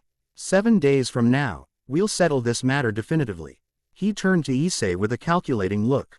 Interesting strategy, Kryptonian. Sacrificing your friend to a contest she cannot win. Don't underestimate her, Issie replied evenly. Or her peerage. Charming confidence, Riser smirked. I look forward to seeing it crushed. He gestured to his peerage members, who gathered behind him as a magic circle formed beneath their feet. 7 days, Rias. I suggest you use them to prepare your concession speech. After they disappeared, the room remained silent for several long moments. That, Akino finally said, was either brilliant or catastrophic. Probably both, Kaneko added flatly. I'm sorry, Issie turned to Rias. I didn't have spoken for you or pushed for a challenge without your approval. To his surprise, Rias didn't look angry. If anything, she appeared thoughtful, perhaps even relieved. No apologies necessary, she assured him. You created an opportunity I've been seeking for months. Riser's pride made him vulnerable to the challenge. But you said yourself that your peerage lacks the experience to defeat him, Issie pointed out. In conventional terms, yes, she acknowledged. However, conventional thinking rarely accounts for unconventional preparation. She turned to address everyone. We have 7 days to transform ourselves from individuals into a cohesive fighting unit capable of defeating an experienced opponent. Impossible odds, Kaneko stated matter-of-factly. Perhaps, Rias smiled, but impossible odds often inspire exceptional performance. What's the plan? Kiba asked, practical as always. First, we relocate to the Gremory family retreat in the mountains, Rias decided. It has specialized training facilities and magical barriers that will allow us to practice at full power without detection. What about Issei-kun? Akino inquired. He won't be participating directly, but his insights could be valuable for training. Absolutely, Rias nodded. If you're willing, Issei-kun, I'd like you to join us. Your strategic thinking and combat experience could prove invaluable. Of course, he agreed immediately. I'll help however I can. Good. Everyone prepare for departure tomorrow morning. Pack for intensive training. This won't be a vacation. As the group dispersed to make preparations, Issie remained behind with Rias. I still feel responsible for putting you in this position, he admitted. 7 days isn't much time to prepare for a raiding game. It's better than no opportunity at all, she replied. Besides, you recognized something I'd forgotten. Riser's pride is his weakness. He's so confident in his superiority that he'll underestimate us. Is that enough to overcome the experience gap? Combined with intensive training and strategic planning? Perhaps, she smiled slightly, and if not, at least I'll have fought for my freedom rather than surrendering to tradition without resistance. Her determination impressed Issie. Despite facing nearly impossible odds, she remained focused on possibilities rather than limitations. There's one more factor working in our favor, she added after a moment. What's that? Motivation, she said simply. My peerage isn't fighting for status or entertainment. They're fighting for my freedom. For our family. That creates a different kind of strength. Issie nodded, understanding her point. Like Jor-El and Lara sending me to Earth. When the stakes matter deeply enough, people find reserves of strength they didn't know they possessed. Exactly. She studied him with thoughtful eyes. You understand more than you realize, Issei-kun. Your perspective bridges worlds in ways that give you unique insight. I hope it's enough to help you win, he said sincerely. So do I, she replied. Pted this challenge, I have no intention of losing to Riser Phoenix. Not with my future at stake. The determination in her voice carried absolute conviction. In that moment, despite the overwhelming odds against them, Issie believed her capable of achieving the impossible. 7 days to prepare for a battle against an experienced opponent with superior numbers and proven abilities, a daunting challenge by any measure. But as he looked at Rias Gremory, heir to a noble house, president of the Occult Research Club, and a young woman fighting for the right to determine her own destiny, he couldn't help but believe that impossible odds might indeed inspire exceptional performance. The battle for Rias's freedom would begin in 7 days. The battle for her future started now. Chapter 2 End Chapter 3, Trial by Fire. The Gremory family retreat materialized before them as the transportation circle faded. revealing a sprawling traditional Japanese estate nestled against densely forested mountains. Wooden buildings with elegant curved roofs connected by covered walkways stretched across meticulously landscaped grounds. A small lake glimmered in the morning sunlight, steam rising from what appeared to be natural hot springs at its edge. "It's beautiful," Issie said, taking in the peaceful surroundings. "My family has maintained this property for centuries," Rias explained as she led the group along a stone path toward the main building. It was designed to harmonize with the natural energy of the mountains, creating an ideal environment for training and recovery. "I sense the barriers," Akano noted, her eyes briefly tracing invisible patterns in the air. "They've been strengthened since our last visit." "My brother arranged additional protections," Rias confirmed. "While he can't officially intervene in the raiding game, he's ensuring we have optimal training conditions." The interior of the main building featured a blend of traditional Japanese aesthetics with subtle devil architectural influences, ceiling beams carved with arcane symbols, sliding doors depicting mythological scenes, tatami floors inlaid with magic circles that glowed faintly when stepped upon. "The training facilities are this way," Rias directed, sliding open a door that revealed not a room but a dimensional space far larger than the building's exterior suggested possible. "We'll begin immediately after everyone has settled in." Within the hour, they assembled in the training dime. En Sion, a vast arena with various terrains simulated across its expanse. Forest, desert, urban structures, and aquatic environments occupied different sections, allowing practice in multiple battle conditions. 7 days isn't much time. Rias began without preamble, but it's enough to transform us from individuals into a cohesive fighting unit. Riser expects us to be disorganized and inexperienced. We'll use that underestimation to our advantage. His peerage outnumbers us 3-1, Kiba pointed out. Even with perfect coordination, we face significant disadvantages. Numbers create their own weaknesses. Issie interjected. Larger groups require more complex communication and coordination. That complexity creates opportunities for disruption. Rias nodded approvingly. Precisely. Our first priority is understanding our strengths and weaknesses as individuals, then developing strategies that maximize our comparative advantages. She turned to Akano. You'll focus on Magicka, L-ranged attacks and barrier development. Your lightning can disable multiple opponents simultaneously. To Kiba, speed and precision strikes. Your sword birth ability gives you versatility, but conserve energy by creating only what you need when you need it. To Kaneko, close quarters combat and defensive positioning. Your strength is our front line. To Gasper, who trembled slightly within his customary box, time manipulation in controlled bursts. Target key opponents at critical moments rather than trying to affect entire areas. What about me? Issie asked. Strategy and training coordination, Rias answered. While you can't participate directly in the raiding game, your tactical insights and combat experience will be invaluable during preparation. She unrolled a large scroll on the floor, revealing what appeared to be a 3-dimensional map that hovered above the parchment. This is the battlefield where we'll face Riser. The raiding game commission selected a neutral environment modeled after a combination of human world and underworld landscapes. The holographic display showed varied terrain with 2 castle-like structures at opposite ends, one crimson, one orange. The objective is capture the flag, Rias explained. Each team defends their headquarters while attempting to capture the opponents. Players are eliminated if they sustain critical damage or surrender. Standard raiding game rules, Akano added for Issei's benefit. Each piece has movement and ability restrictions based on their classification: knight, rook, bishop, and so on. Like chess, Issie observed. Similar, though with greater flexibility, Rias confirmed. Riser's peerage consists of 15 members plus himself. 1 queen, 2 bishops, 2 rooks, 3 knights, and 8 pawns. Comprehensive coverage, Kiba noted. He can field multiple strategies simultaneously. His queen, Ubeluna, specializes in explosive magic, Akano informed them. She's his most dangerous piece after Riser himself. And Riser has regenerative abilities, correct? Issie recalled from their previous discussions. The Phoenix family's defining trait, Rias confirmed.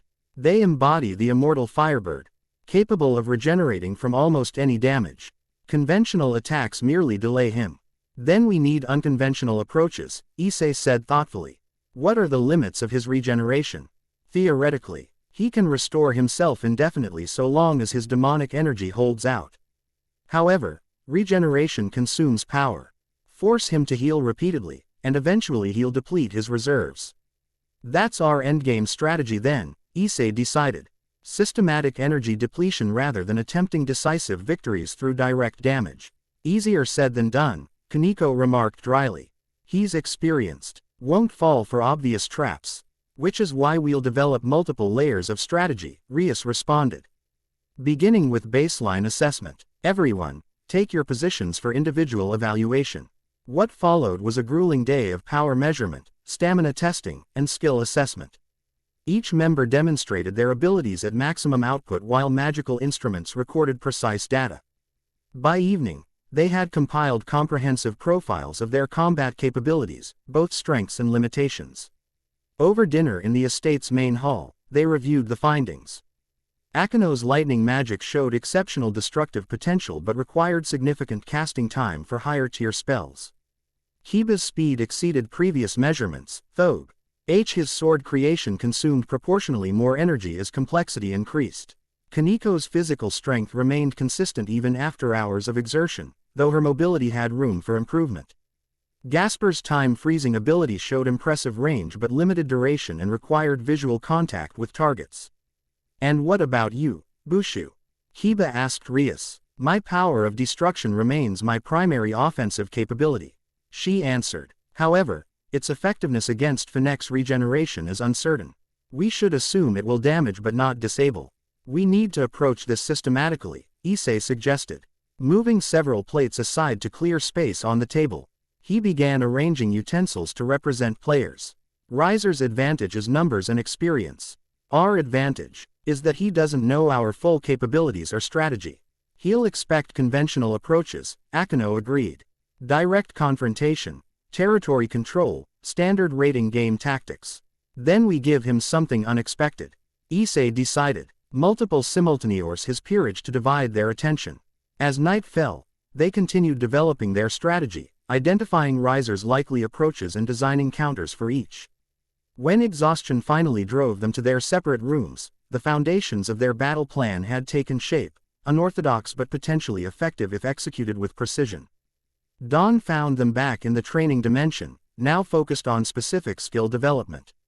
Rias had designed a regimen targeting each member's growth areas while building team coordination. For Kiba, exercises in maintaining speed while carrying additional weight, simulating rescue operations for teammates. For Kaneko, mobility training that incorporated her tremendous strength into dynamic movement patterns rather than static force application. For Gasper, confidence-building scenarios that gradually increased the pressure and complexity of his time-freezing targets. For Akino, reducing casting times through simplified gesture sequences and pre-positioned magic circles. Issie moved between training stations, offering observations and suggestions based on his unique perspective. His Kryptonian abilities gave him insights into efficiency of movement and energy conservation that proved valuable even to experienced devils. Your lightning follows the path of least resistance, he noted to Akino as she practiced target elimination. But you can create that path with preliminary static charges. She considered this, then modified her approach, sending small static pulses to multiple targets before releasing her main attack. The lightning branched perfectly, striking all marked targets simultaneously. Impressive observation, she smiled, a hint of something beyond professional appreciation in her violet eyes. Your analytical abilities rival your physical ones. Just pattern recognition, he replied modestly.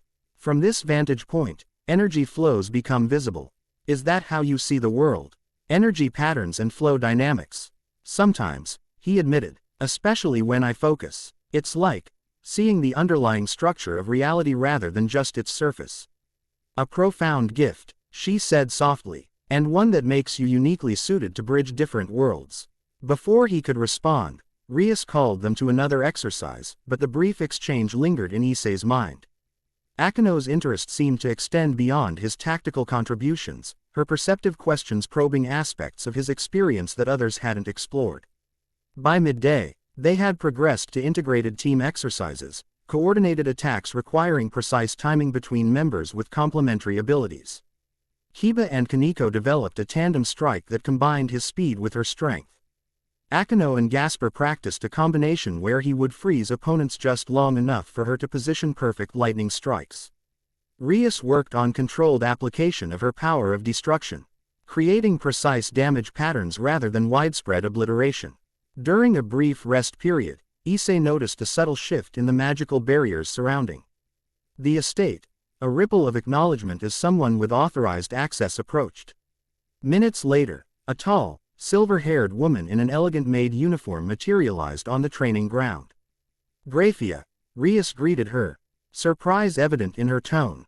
We weren't expecting you. Lady Rias, the maid bowed formally. Lord Searsex requested I check on your preparations and provide any appropriate assistance. Her gaze swept the training area, noting the evidence of their intensive work, before landing on Issie. I see you've incorporated the Kryptonian into your training methodology. Interesting approach. Issei-kun's strategic insights have been invaluable, Rias stated. Though he won't participate in the rating game itself. Of course, the rules are quite clear regarding non-registered participants. Graphia's expression revealed nothing of her thoughts on the matter. I've brought updated intelligence on Riser's recent training activities. He appears quite confident in his position. Overconfidence creates blind spots, Issie remarked. Graphia studied him with renewed interest. Indeed it does, Hyodo-san. A perspective worth considering. She turned back to Rias. I've also brought this. She manifested a small crystal vial containing a crimson liquid. Phoenix Tears. A single drop can heal almost any injury instantly. Phoenix Tears. Rias's eyes widened. O's are extraordinarily rare and restricted in official rating games. This is not for the rating game, Graphia clarified. It's for emergency training injuries only. Lord Searsex was quite explicit about this distinction. I understand, Rias nodded, accepting the vial carefully. Please convey my gratitude to my brother. There is one more matter, Graphia continued. The rating game will be observed by representatives from several noble houses, as well as members of the church. The church. Akeno's expression darkened slightly. Why would they care about a devil rating game? Political observation. Graphia explained. Relations between factions have been unusually tense recently. The church sends representatives to major devil events as a diplomatic courtesy, just as we observe certain angelic ceremonies. It changes nothing about our approach, Rias stated firmly. The audience is irrelevant to our objective. As you say, Graphia inclined her head slightly. I'll leave you to your preparations. The transport circle will activate at precisely noon on the appointed day to bring you to the rating game arena. After she departed, Rias secured the Phoenix Tears in a warded container. Back to work, she instructed. We have 5 days remaining and much to accomplish. That evening, as the others took a well-deserved rest in the hot springs, Issie remained in the strategy room, studying recordings of Riser's previous rating games. The Phoenix heir favored aggressive tactics, using his pawns as advanced scouts while positioning stronger pieces to capitalize on discovered weaknesses. His queen, Ubeluna, typically provided aerial support with devastating explosive magic, while Riser himself often held back until decisive moments. Still analyzing, Rias's voice interrupted his concentration. She entered wearing a simple yukata, her crimson hair damp from the springs. Looking for patterns, he confirmed. Riser has favorite combinations he returns to repeatedly. They're effective, but predictable. She settled beside him, studying the projected images. You've developed a remarkable understanding of rating game dynamics for someone so new to our world. It's just tactical analysis, he shrugged. The same principles apply whether it's chess, military strategy, or supernatural combat. Perhaps, she acknowledged, but your insights go beyond basic principles. You see connections others miss. Kryptonian perception, he suggested. Or maybe just being an outsider gives me a different perspective. They sat in comfortable silence for a moment, watching another of Riser's victories unfold in the projection. May I ask you something personal? Rias finally said. Of course. How are you adjusting to the knowledge of your origins? It can't be easy, discovering you're from another world entirely. Issie considered the question carefully. It's been complicated. Everything I thought I knew about myself shifted overnight. But in some ways, It explains the feeling of difference I've always carried. Difference. Never quite fitting in completely. I had friends, family, a normal life by most measures, but there was always something. He searched for the right word, separate about my experience. Now I understand why. Do you resent it? She asked quietly. The truth, I mean. No, he answered without hesitation. It's disorienting, but I'd rather know than not know. My birth parents saved me from a dying world. My adoptive parents gave me love and stability. Both shaped who I am. Rias nodded thoughtfully. Identity is rarely SST of us contain multiplicities. Like you, he observed. Heir to Rias Gremory, club president, student, strategist, friend, leader. Different aspects of yourself engaged in different contexts. Yes, she smiled. Though some roles come with constraints I didn't choose. The reference to her arranged marriage hung between them, unspoken but acknowledged. We're going to win, Issie stated with quiet conviction. Riser underestimates you and your peerage. That's an advantage we'll exploit thoroughly. Your confidence is reassuring, she said, though uncertainty lingered in her eyes. But Riser has never lost a rating game except by deliberate forfeit. There's always a first time, Issie replied. And you have something his previous opponents lacked. What's that? Something worth fighting for beyond victory itself. Freedom to choose your own path. Her expression softened. Thank you, Issie-kun, for believing in me, and for helping us prepare. I should be thanking you. He countered. You accepted me immediately, helped me understand my abilities, introduced me to your world. My life changed forever when that crystal activated, but your friendship made the transition possible. Friendship, she repeated, something unreadable crossing her features. Yes, I suppose that's where we started. Before he could decipher her meaning, she stood gracefully. It's late, and tomorrow's training begins early. You should rest too, Issie-kun. After she departed, Issie remained, puzzling over their conversation. There had been something in her tone, in the way she emphasized friendship, that suggested layers of meaning he couldn't quite grasp. Relationships in Devil society clearly operated by different rules than human ones, with arranged marriages and noble politics complicating personal connections. The following days blurred into an intensive rhythm of training, strategy refinement, and team building. Each member of Rias' peerage pushed beyond previous limitations, developing new techniques and combinations specifically tailored for the coming battle. On the fifth day, while practicing in the mountainous section of the training dimension, Issie sensed an unfamiliar presence observing them. His enhanced vision detected a figure concealed among distant trees, a young woman with blue hair tied with a green ribbon. Watching their exercises with focused intensity, he approached Rias discreetly. We have an observer, female, hiding in the northern tree line. Not devil energy, something different. Rias glanced casually in the indicated direction. Interesting. Not hostile, or the barriers would have activated. Perhaps one of the church observers Graphia mentioned, conducting advance reconnaissance. Should we confront her? No. Let her observe. We're not showing our full strategy anyway. She raised her voice to address the others. Let's move to Scenario 4, Standard Formation Practice. The team immediately shifted to basic maneuvers they'd perfected days ago, effective but conventional tactics that revealed little of their actual battle plan. Throughout the exercise, Issie periodically checked on their observer, who remained in place, studying their movements with clinical attention. That evening, as they concluded training, the mysterious watcher finally departed, moving with impressive speed through the forest beyond the estate's boundaries. She carried a sword, Issie reported as they discussed the intrusion over dinner. Something powerful. I could sense its energy even at that distance. Likely an Excalibur fragment wielder, Kiba said, his normally pleasant expression hardening. The church maintains several holy swords derived from the original Excalibur. Their praise NCE suggests the church takes this rating game seriously, Akano noted. Which raises the question of why they would care about a marriage dispute between devil houses. Politics rarely revolves around stated motivations, Rias replied. The church may see opportunities in observing our capabilities, just as we monitor theirs. Does this change our approach? Gasper asked nervously from within his box. Not substantially. Rias decided after consideration. We'll maintain our current strategy while being mindful of external observation. The objective remains defeating Riser, not impressing the audience.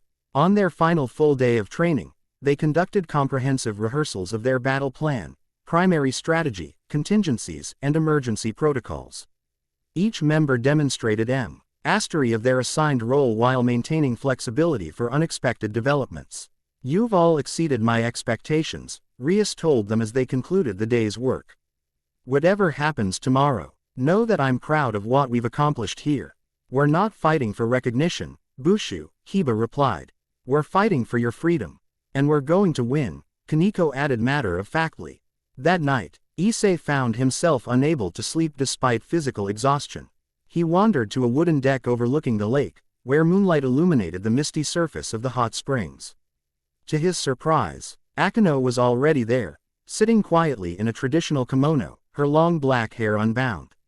"Trouble sleeping?" she asked as he approached. "Too many thoughts," he admitted, settling beside her. "Going through scenarios, considering variables. The strategist never rests," she smiled. "Even before battle, I wish I could participate directly," he confessed. "Watching from the sidelines while you're all risking yourselves. Your contribution has already been substantial," she assured him. "Our approach tomorrow is shaped by your insights." They sat in comfortable silence for a while, the gentle sounds of night surrounding them.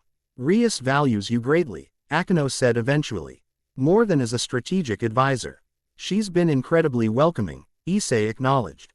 "All of you have, considering I literally fell into your world without warning." "Perhaps it was fate," she suggested, her voice taking on a more serious tone. "Different worlds intersecting at precisely the right moment." Quote, "Do devils believe in fate?" "Some do," she replied thoughtfully. "Though I prefer to think of it as resonance, souls recognizing something familiar in each other across different planes of existence." "That's a beautiful concept," Issie said. "Resonance rather than predetermined destiny. It better accounts for choice and connection," Akeno agreed. He pull we feel toward certain people isn't random, but neither is it absolutely fated." There was something in her tone that suggested personal meaning beyond philosophical discussion, but before Issie could explore it further, she gracefully changed the subject. "Tell me about Krypton," she requested. "What have you learned from your crystal?" "Fragments mostly," he admitted. "An advanced civilization built on scientific achievement and rational governance. They developed interstellar travel thousands of years ago, visiting Earth multiple times throughout history. Which explains the myths that seem to describe Kryptonian visitors," she nodded. "Did they interfere in human development?" "I don't think so. From what I've gathered, they were observers more than participants. Studying different worlds rather than shaping them. Until they sent you," Akeno pointed out. "That was direct intervention. Out of desperation," Issie said quietly. "As their world died around them." He regarded him with sympathetic understanding. "You carry the legacy of an entire civilization. That's a profound responsibility. One I'm still learning how to honor," he acknowledged. "But being here, working with all of you, it feels like a beginning. Using my abilities to help others, to make a difference. Is that what you want? To help others? It seems like the right purpose for these powers," he replied honestly. "What else would I do with them? Many would seek personal advantage or dominance," she observed. "Power often corrupts." "Not always," he countered. "Lormend is privilege and power, yet dedicated to protecting her peerage and human territory." "True," Akeno smiled. "She exemplifies the best of devil nobility. Which is why tomorrow's battle matters beyond her personal freedom."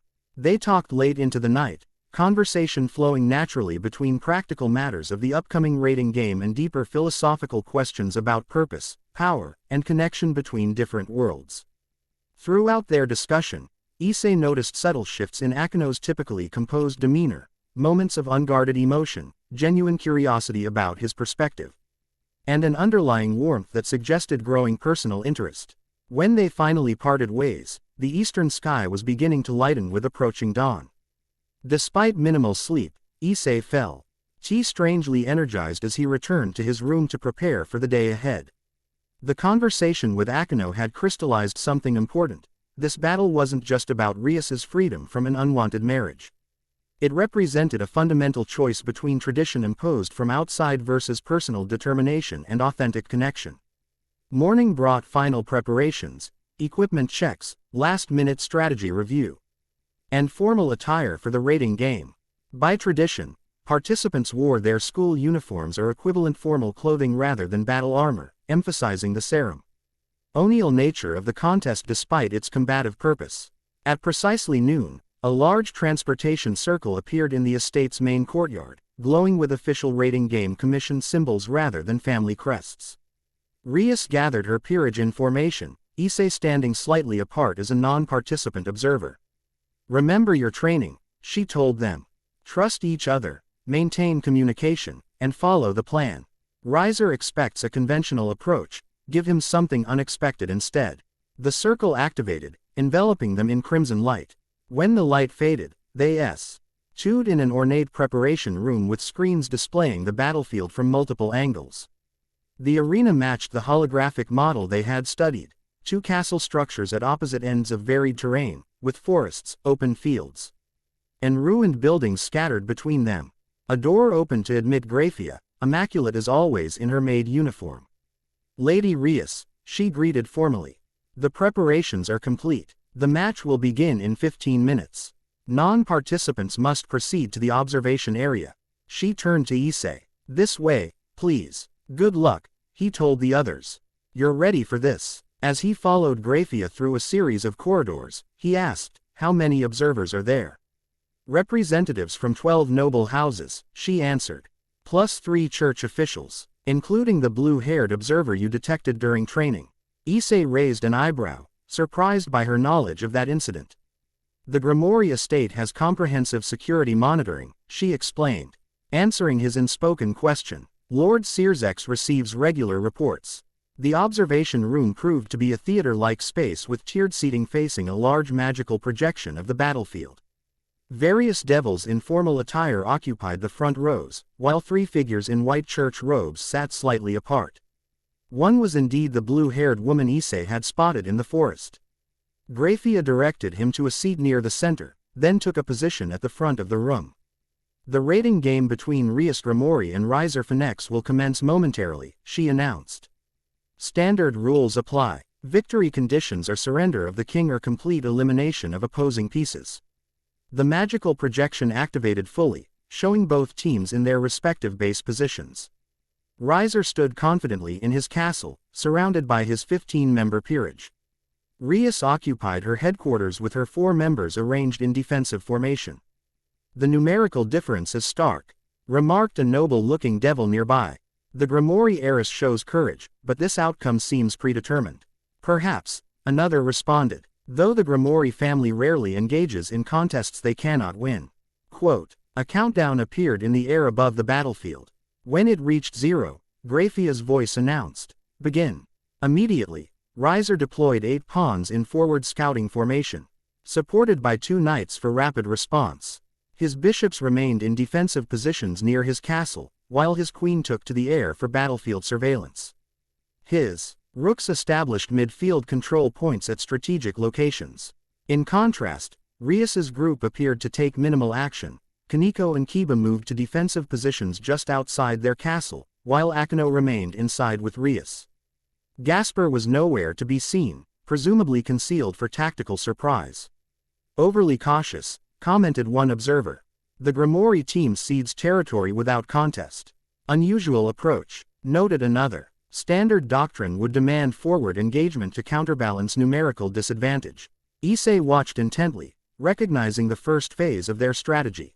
Rias was deliberately presenting a conservative posture to reinforce Riser's expectations of a conventional defense. The first engagement came when 3 of Riser's pawns approached the forest near Rias's castle. Kiba emerged briefly, engaging in a lightning-fast skirmish before retreating deeper into the trees. The pawns pursued, exactly as planned. Within the forest, carefully prepared traps activated, not designed to eliminate but to separate and disorient. One pawn found herself isolated from her companions, then suddenly frozen in place as Gasper briefly revealed himself, active, aiding his time-stopping gaze before vanishing again. Gremory Bishop's sacred gear, observed a white-haired church representative. Forbidden Belur view. Interesting application. With one pawn immobilized, Kaneko emerged from concealment, delivering a precisely calculated strike that launched the frozen opponent out of the forest and into a predetermined position in the open field. The moment the time freeze effect ended, Akeno struck from above, lightning precisely targeting the disoriented pawn and eliminating her from the game. Riser Finex. One pawn retired, announced the official rating game system. Coordinated elimination, noted a noble observer. More sophisticated than expected. Similar scenarios unfolded at different points across the battlefield, with Rias's team luring individual opponents into prepared kill zones through apparent retreat and vulnerability. Within 20 minutes, they had eliminated 4 pawns without suffering any losses themselves. Interesting strategy, commented the blue-haired church representative, speaking for the first time. They're targeting isolated pieces rather than engaging in direct confrontation. Riser, observing from his castle, appeared increasingly irritated by these guerrilla tactics. He adjusted his approach, grouping his remaining pieces into larger formations that would be harder to isolate. Phase 2, Issie murmured, recognizing the moment their strategy had anticipated. As Riser's consolidated groups advanced toward Rias's territory, Kiba suddenly appeared in the ruins area, directly challenging a formation of 1 knight and 2 pawns. When they pursued, he led them through a predetermined path where Akeno had prepared concealed magic circles. Lightning erupted from multiple directions simultaneously, not targeting the devil pieces directly but rather the structure around them. The ruins collapsed in a controlled pattern, not damaging the opponents but separating them into individual compartments of rubble.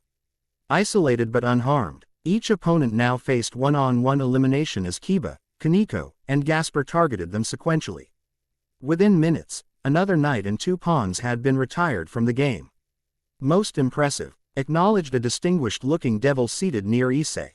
The Gremory team employs environment manipulate power confrontation. Unconventional but effective, indeed, agreed the blue-haired church observer. They compensate for numerical disadvantage through superior battlefield preparation. Riser finally entered the battlefield personally, Fury Eevee. Dent in his expression as he launched into the air, flames surrounding his form. His queen, Ubeluna, accompanied him, both heading directly for Rias's castle. The anticipated response, Issie nodded to himself. Riser's impatience was a critical component of their strategy. As the Finex heir approached, Rias emerged from her castle, power of destruction gathered around her hands. She launched a massive attack, not at Riser or his queen, but at the airspace around them, creating a hemisphere of destructive energy. Simultaneously, Akeno appeared from a different direction, lightning forming a complementary hemisphere. The two energies connected, creating a spherical cage that temporarily contained Riser and Ubeluna. Impressive containment, observed a church representative, but insufficient to defeat a Finex. Indeed, Riser's flames intensified as he prepared to burn through the energy barrier. However, before he could break free, Gasper activated his sacred gear from a concealed position, temporarily freezing Riser in place while Ubeluna remained mobile. In that critical moment of separation, Akeno launched a precision lightning strike at the queen, while Kiba appeared from a dimensional portal Rias had prepared, striking with a water-attributed holy sword specifically created for this confrontation. The combination proved devastatingly effective. Ubeluna, Sipa, raided from her king and caught between 2 specialized attacks, suffered critical damage. Riser Finex, queen retired, announced the system. Remarkable coordination, commented one noble observer. They isolated and eliminated his strongest piece through perfect timing. Riser broke free of his temporary containment, rage evident as flames erupted around him. He launched a furious attack at Kiba, who narrowly evaded by using his knight's superior speed. They've provoked him into emotional response, noted the white-haired church observer. Strategic error on Finex's part.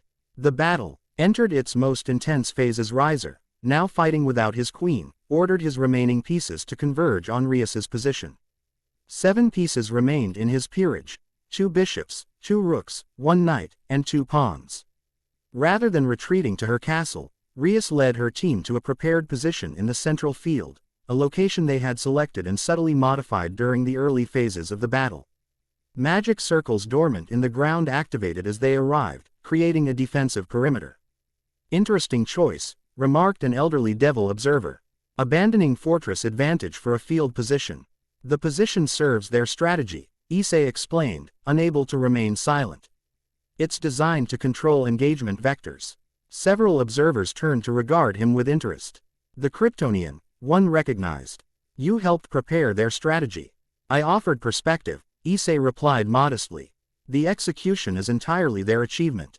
On the battlefield, Risers' forces engaged Rias's team in direct combat for the first time. The fighting was intense but remarkably disciplined from the Gremory side. Each member executed their role with precision, Kaneko absorbing damage while delivering powerful counterstrikes, Hiba using speed to create confusion and separation, Gasper applying time-freezing effects at critical moments, Akeno maintaining battlefield control through area denial lightning. Rias herself demonstrated exceptional tactical awareness, using her power of destruction not as raw offensive force but as precise battlefield manipulation, creating barriers, removing cover, and channeling opponent movement into disadvantageous positions. They fight as a single organism, observed the blue-haired church representative with professional appreciation. Each movement complementing the others. Within 10 minutes of sustained combat, Rias's team had eliminated one bishop, one rook, and the remaining knight without suffering losses themselves. However, fatigue was becoming evident, especially in Gasper, whose sacred gear consumed tremendous energy with each use. Riser, recognizing their growing exhaustion, pressed his advantage with increased aggression. His remaining bishop launched a powerful magical attack that broke through Akeno's defensive barrier, causing her to take significant damage. Rias Gremory, one bishop injured, announced the system, though not eliminated. Kaneko immediately adjusted position to protect the wounded Akeno, absorbing a punishing blow from one of Riser's pawns in the process. They prioritize preservation over individual achievement, noted one observer, unusual in raiding games, where peace sacrifice is common strategy. The battle reached critical intensity as Riser himself engaged directly, flames surrounding him as he launched attack after attack at Rias. She defended skillfully, her power of destruction meeting his flames in explosive collisions that shook the battlefield. The endgame approaches, commented the elderly devil. Phoenix's regeneration gives him substantial advantage in prolonged conflict. Indeed, Riser showed no signs of fatigue despite continuous combat, while Rias's team was clearly approaching their limits. Gasper had been forced to retreat to a protective position after exhausting his sacred gear energy. Hiba's movements, while still impressively fast, had lost some of their earlier precision. Now, Issie murmured, recognizing the moment they had planned for. Rias suddenly called her team into tight formation around her. Akeno, despite her injuries, created a powerful barrier dome that momentarily isolated them from attack. Inside the barrier, they executed the final phase of their strategy, a complete role reversal that contradicted everything they had shown throughout the battle. Kaneko removed weighted training restraints that had limited her true speed. Hiba activated a sword technique they had deliberately concealed during training. Ino initiated a transformation that partially revealed her fallen angel heritage, dramatically increasing her lightning's potency. When the barrier dropped, they exploded outward with capabilities Rias had not witnessed during training observation or the battle thus far. The sudden escalation caught his remaining pieces unprepared. Kaneko, moving with unexpected speed, eliminated both remaining pawns with precisely targeted strikes to pressure points Akeno had identified during their planning sessions. Hiba engaged the remaining rook and bishop simultaneously, his new sword technique creating multiple elemental blades that attacked from different angles. Impressive reservation of capability, noted one observer. They deliberately understated their true potential until the critical moment. Rias herself confronted Riser directly, her power of destruction taking on a more concentrated form than previously displayed. Rather than broad attacks, she created needle-thin projections at targeted specific points on his body, points Issie had identified as high-energy consumption nodes for regeneration. Precision targeting, recognized the white-haired church observer. She's forcing regeneration at maximum energy cost. Quote, the strategy proved devastatingly effective. Each time Riser regenerated from these precision strikes, his flames diminished slightly. His remaining pieces LL in rapid succession to Kiba and Kaniko's coordinated attacks, while Akino maintained battlefield control through strategic lightning deployment. Riser Phoenix. All pieces retired, announced the system. King remains. Isolated and facing Rias's entire team, Riser nevertheless maintained his confidence. Impressive strategy, Rias, he acknowledged, flames surrounding him. But ultimately futile. My regeneration is unlimited. Is it? She challenged. You've been regenerating constantly for 12 energy reserves are depleting with each renewal. As if to demonstrate, she launched another series of precision strikes, forcing multiple simultaneous regenerations. Riser's flames noticeably dimmed as his body repaired itself. Impossible, he growled. A Phoenix cannot be defeated through attrition. Can't they? Rias countered. Your family's regeneration is legendary but not unlimited. Every power has constraints. She signaled her team, who executed their final combination at a CK. Kaniko launching Kiba into the air above Riser, where he created a dome of water-attributed swords that fell simultaneously, while Akino channeled lightning through the conductive moisture and gas. Her used his remaining energy to momentarily freeze Riser's defensive responses. The combined assault forced massive regeneration across Riser's entire body simultaneously. As he reconstituted himself, his flames flickered visibly, diminishing to mere embers. Rias approached her exhausted opponent, power of destruction gathered in her hand but not released. Surrender, Riser. Your energy is nearly depleted. The next regeneration could cause permanent damage. For several tense moments, Riser remained defiant, gathering his remaining power for one final attack. Then, assessing his position with cold strategic calculation, he lowered his hands. I yield, he announced formally. This battle is yours, Rias Gremory. Riser Phoenix surrenders, declared the system. Victory to Rias Gremory. The observation room erupted in murmurs of surprise and appreciation. Even the church representatives appeared impressed by the outcome. Extraordinary strategy, commented the elderly devil. Are getting the fundamental mechanics of Phoenix regeneration rather than attempting to overcome it directly. Victory through intellectual superiority rather than raw power, agreed another. The Grimoire. Why Eris has proven herself more formidable than anticipated. The blue-haired church observer turned to Issie. The strategy bears your influence, Kryptonian. Identifying weaknesses in apparently absolute powers is noteworthy. Before he could respond, a transportation circle appeared, returning participants to the preparation room. Issie hurried to join them, arriving to find Rias's Team C celebrating their victory with exhausted but triumphant expressions. You did it, he said, genuine pride warming his voice. Exactly as planned. We did it, Rias corrected, including him in their achievement. Your strategic framework made this possible. The execution was flawless, he countered. Every adjustment, every tactical decision in the moment, that was all you. Akino approached, supporting herself slightly on Kaniko's shoulder. Despite her injuries, her eyes shone with victory. Riser never suspected our true capabilities until it was too late. The training paid off perfectly. His face when you revealed your fallen angel powers, Kiba laughed. Worth every minute of concealment during practice. What happens now? Issie asked Rias. With the engagement, I mean. By formal agreement, my victory dissolves the contract, she explained. The House of Phoenix cannot contest the outcome without significant loss of face. They won't be happy, Kaniko noted pragmatically. Perhaps not, Rias acknowledged. But they'll respect the tradition of rating game arbitration. It's a foundational principle of Devil Society. A knock at the door preceded Graphia's entrance. Lady Rias, she greeted with formal propriety, though Issie detected a hint of approval in her normally impassive expression. Your victory has been officially recorded. Lord Searzex sends his congratulations. And the engagement? Rias asked directly. Formally dissolved, as per the terms of agreement. The documentation has already been filed with the Council of Elders. Relief visibly washed over Rias's features. Thank you, Graphia. There is one additional matter, the maid continued. The church representatives have requested a brief meeting with you and the Kryptonian. Rias and Issie exchanged surprised glances. For what purpose? She asked. Diplomatic courtesy, they claim. Given recent faction tensions, Lord Searzex recommends accommodating the request. Very well, Rias agreed after a moment's consideration. Please inform them we'll meet after my team has recovered and received medical attention. Once Graphia departed, Rias turned to her peerage. Everyone did exceptionally well today. Take time to rest and recover. We'll celebrate properly once we return to the human world. Medical devils arrived to treat injuries, paying particular attention to Akino, whose condition, while not critical, required specific care for her hybrid physiology.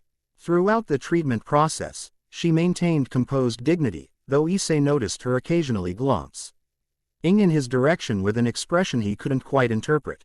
When everyone had been treated, Rias and Issei proceeded to a formal meeting room where the 3 church representatives awaited them. The blue-haired woman stood as they entered, flanked by the white-haired man and a brown-haired woman in similar church attire. Rias Gremory, the blue-haired woman greeted formally. I am Zenobia Quarta, representing the Holy Church's Observation Division. My colleagues are Irina Shido and Giulio Gesualdo. Welcome, Rias replied with equal formality. Though I admit curiosity about your interest in what was essentially a private matter between devil houses. Our interest extends beyond the specific contest, Zenobia explained, her gaze shifting to Issei. Particularly regarding your non-devil associate. I have a name, Issei stated calmly. Issei Hyodo, or Kal-El, if you prefer my Kryptonian designation. Kryptonian, Giulio repeated thoughtfully. A species unknown to church records until recently. Fascinating. Is this an interrogation? Rias asked directly. Merely information gathering, Irina assured her with a disarmingly friendly smile. Recent events have attracted attention from all supernatural factions. A new species with considerable power merits diplomatic awareness. What events? Issei questioned. The 3 church representatives exchanged glances before Zenobia answered. Unusual energy signatures have been detected at multiple locations worldwide. Energy that doesn't match known supernatural patterns but bears similarities to readings we've gathered from your aura. Kryptonian energy, Issei realized. You think there might be other survivors? Or artifacts, Giulio suggested. Objects containing similar energy have been recovered from archaeological sites dating back millennia. This aligned with what Issei had learned from his crystal about Kryptonian expeditions to Earth throughout history. Why is the church tracking this? Balance between factions requires information, Zenobia stated pragmatically. Unknown variables create potential instability. What she means, Irina clarified with a gentler approach, is that cooperation benefits everyone. If Kryptonian artifacts or potentially other survivors exist, coordinated awareness prevents misunderstandings or conflicts. A reasonable position, Rias acknowledged cautiously. Though I'm curious why you're approaching us rather than official diplomatic channels. Direct observation suggested you might be more receptive than traditional devil hierarchy, Zenobia explained. Your victory today demonstrated unconventional thinking and adaptability. Plus, Irina added with surprising candor, faction leaders tend to complicate simple information exchanges with political maneuvering. Despite the formal circumstances, Issei found himself appreciating their straightforward approach. If I discover anything about other Kryptonians or artifacts, I'll consider sharing the information, provided it's a mutual exchange. Reasonable terms, Giulio nodded. The church would extend the same courtesy. Beginning with this, Zenobia reached into her robes, producing a small metallic object with familiar geometric pattern and excavation near Jerusalem.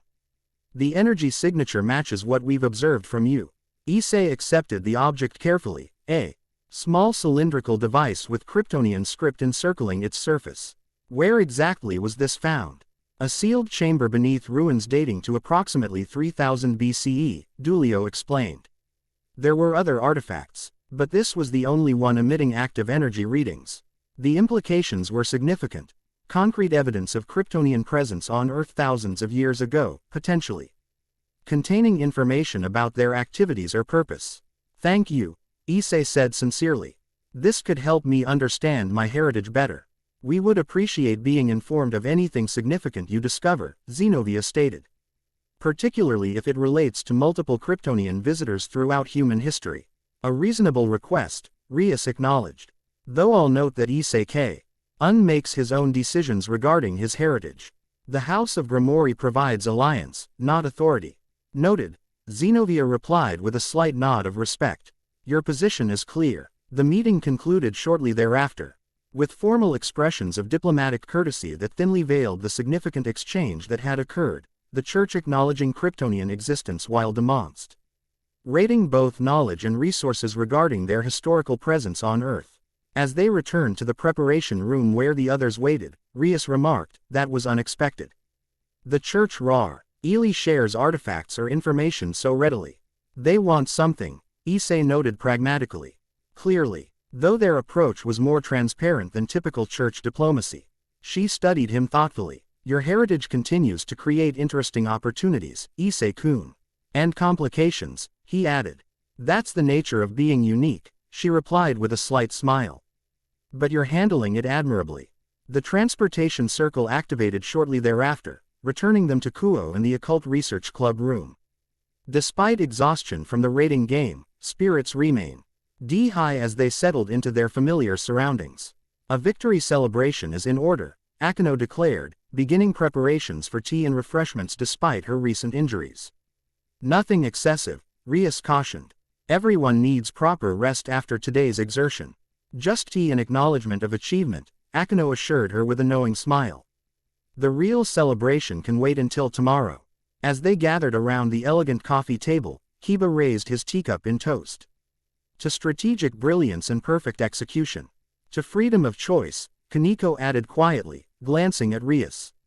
"To working together," Gasper contributed from within his box, briefly visible as he raised his own cup. "To new beginnings," Rias concluded, her gaze meeting Issei's momentarily before, including everyone in her appreciative smile. The victory had accomplished more than dissolving an unwanted engagement. It had solidified them as a team, demonstrating their capability to overcome seemingly impossible odds through coordination and strategic thinking. For Issie, it represented his first major contribution to this new world he'd entered, proof that his Kryptonian heritage could serve positive purposes beyond individual power. As conversation flowed around him, he noticed Akino watching him with thoughtful consideration. When their eyes met, she offered a warm smile that contained hints of something beyond casual friendship, appreciation, certainly, but also growing personal interest. Later, as the gathering began to disperse with members departing for well-deserved rest, Rias asked Issie to remain behind briefly. When they were alone, she approached him with uncharacteristic hesitation. "I wanted to thank you privately," she said. "Not just for your strategic contribution, but for believing this victory was possible when even I had doubts." "You never showed doubt during training," he observed. "A leader can't afford to display uncertainty," she replied with a small smile. "But I felt it, especially given the experience gap between our teams." "Your leadership made the difference," Issie said sincerely. "The strategy provided framework, but your ability to inspire confidence and commitment from your peerage turned theory into reality. Perhaps leadership is partially what you described that first night of training, having something worth fighting for beyond victory itself. Freedom to choose your own path," he recalled. "Yes." She hesitated, then continued with careful deliberation. "And now that I have that freedom, I find myself contemplating choices I couldn't consider before." Something in her tone shifted the atmosphere between them, introducing a personal dimension that transcended their tactical partnership. "What choices?" he asked quietly. Instead of answering directly, she moved closer, her blue-green eyes studying his face with open consideration. "Devil society has traditions regarding marriage and alliance, but also regarding personal connections formed through mutual respect and genuine affinity. I'm still learning about devil traditions," Issie admitted. "Some are worth preserving," she said softly. "Others benefit from reinterpretation in light of personal circumstances." Before he could process her meaning, she leaned forward and kissed him, not impulsively but with deliberate intention, her lips meeting his in a gentle but unmistakably meaningful contact. When she drew back, her expression held calm certainty rather than impulsive emotion. "That's one choice I've wanted to make for some time now." Issie found himself momentarily speechless, processing both the action itself and its implications.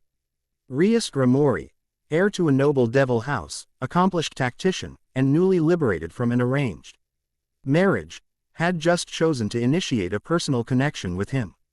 "I don't know what to say," he finally managed. "You don't need to say anything yet," she assured him. Freedom of choice includes space for consideration. I simply wanted my own position to be clear now that external constraints have been removed. Her composure and directness impressed him even as he tried to organize Hi's thoughts about this unexpected development. Rias, she placed a gentle finger against his lips. No rushed responses. Take time to consider what you want, now that possibilities have expanded. Her smile held confidence without pressure. I've made my interest clear. The next move is yours, when you're ready to make it. With that remarkably self-possessed statement, she gathered her things and prepared to depart. At the door, she turned back briefly. Regardless of what develops between us personally, know that today's victory belongs to all of us equally. Your place among us is value. Beyond any potential romantic considerations. After she left, Issie remained in the club room, processing everything that had transpired, the rating game victory, the church representative's revelations about Kryptonian artifacts. And now Rias's unexpected but clear romantic overture. His life had transformed completely in the weeks since discovering his Kryptonian heritage. From ordinary school student to last survivor of an alien civilization, from outsider to strategic advisor in supernatural conflicts, from solitary navigation of his emerging abilities to potential romantic involvement with a devil noblewoman. The Kryptonian artifact the church representatives had provided sat on the table before him, its alien inscriptions catching the light. It represented tangible connection to his birth culture, evidence that Kryptonians had visited Earth thousands of years before his arrival. Perhaps it contained information about his cousin, Kara Zor-El, or other survivors he hadn't yet discovered. As the setting sun cast long shadows through the club room windows, Issie contemplated the expanding horizons before him. The rating game victory had closed one chapter while opening several new ones. Lay ahead, political complications from Riser's defeat, further discoveries about Kryptonian presence on Earth, developing relationships with Rias and perhaps others. He would face T.H.M. with growing confidence in both his abilities and his place in this complex supernatural world. For now, he had earned a moment of quiet satisfaction. Tomorrow would bring new questions, new challenges, and new opportunities. But today, they had achieved what many considered impossible: victory against overwhelming odds through intelligence, coordination, and strategic brilliance. The trial by fire had forged them into something stronger than before. Whatever came next, they would face it together. Chapter 3 End. The end. I hope you enjoyed this episode. Remember to subscribe and like this video. See you in the next video.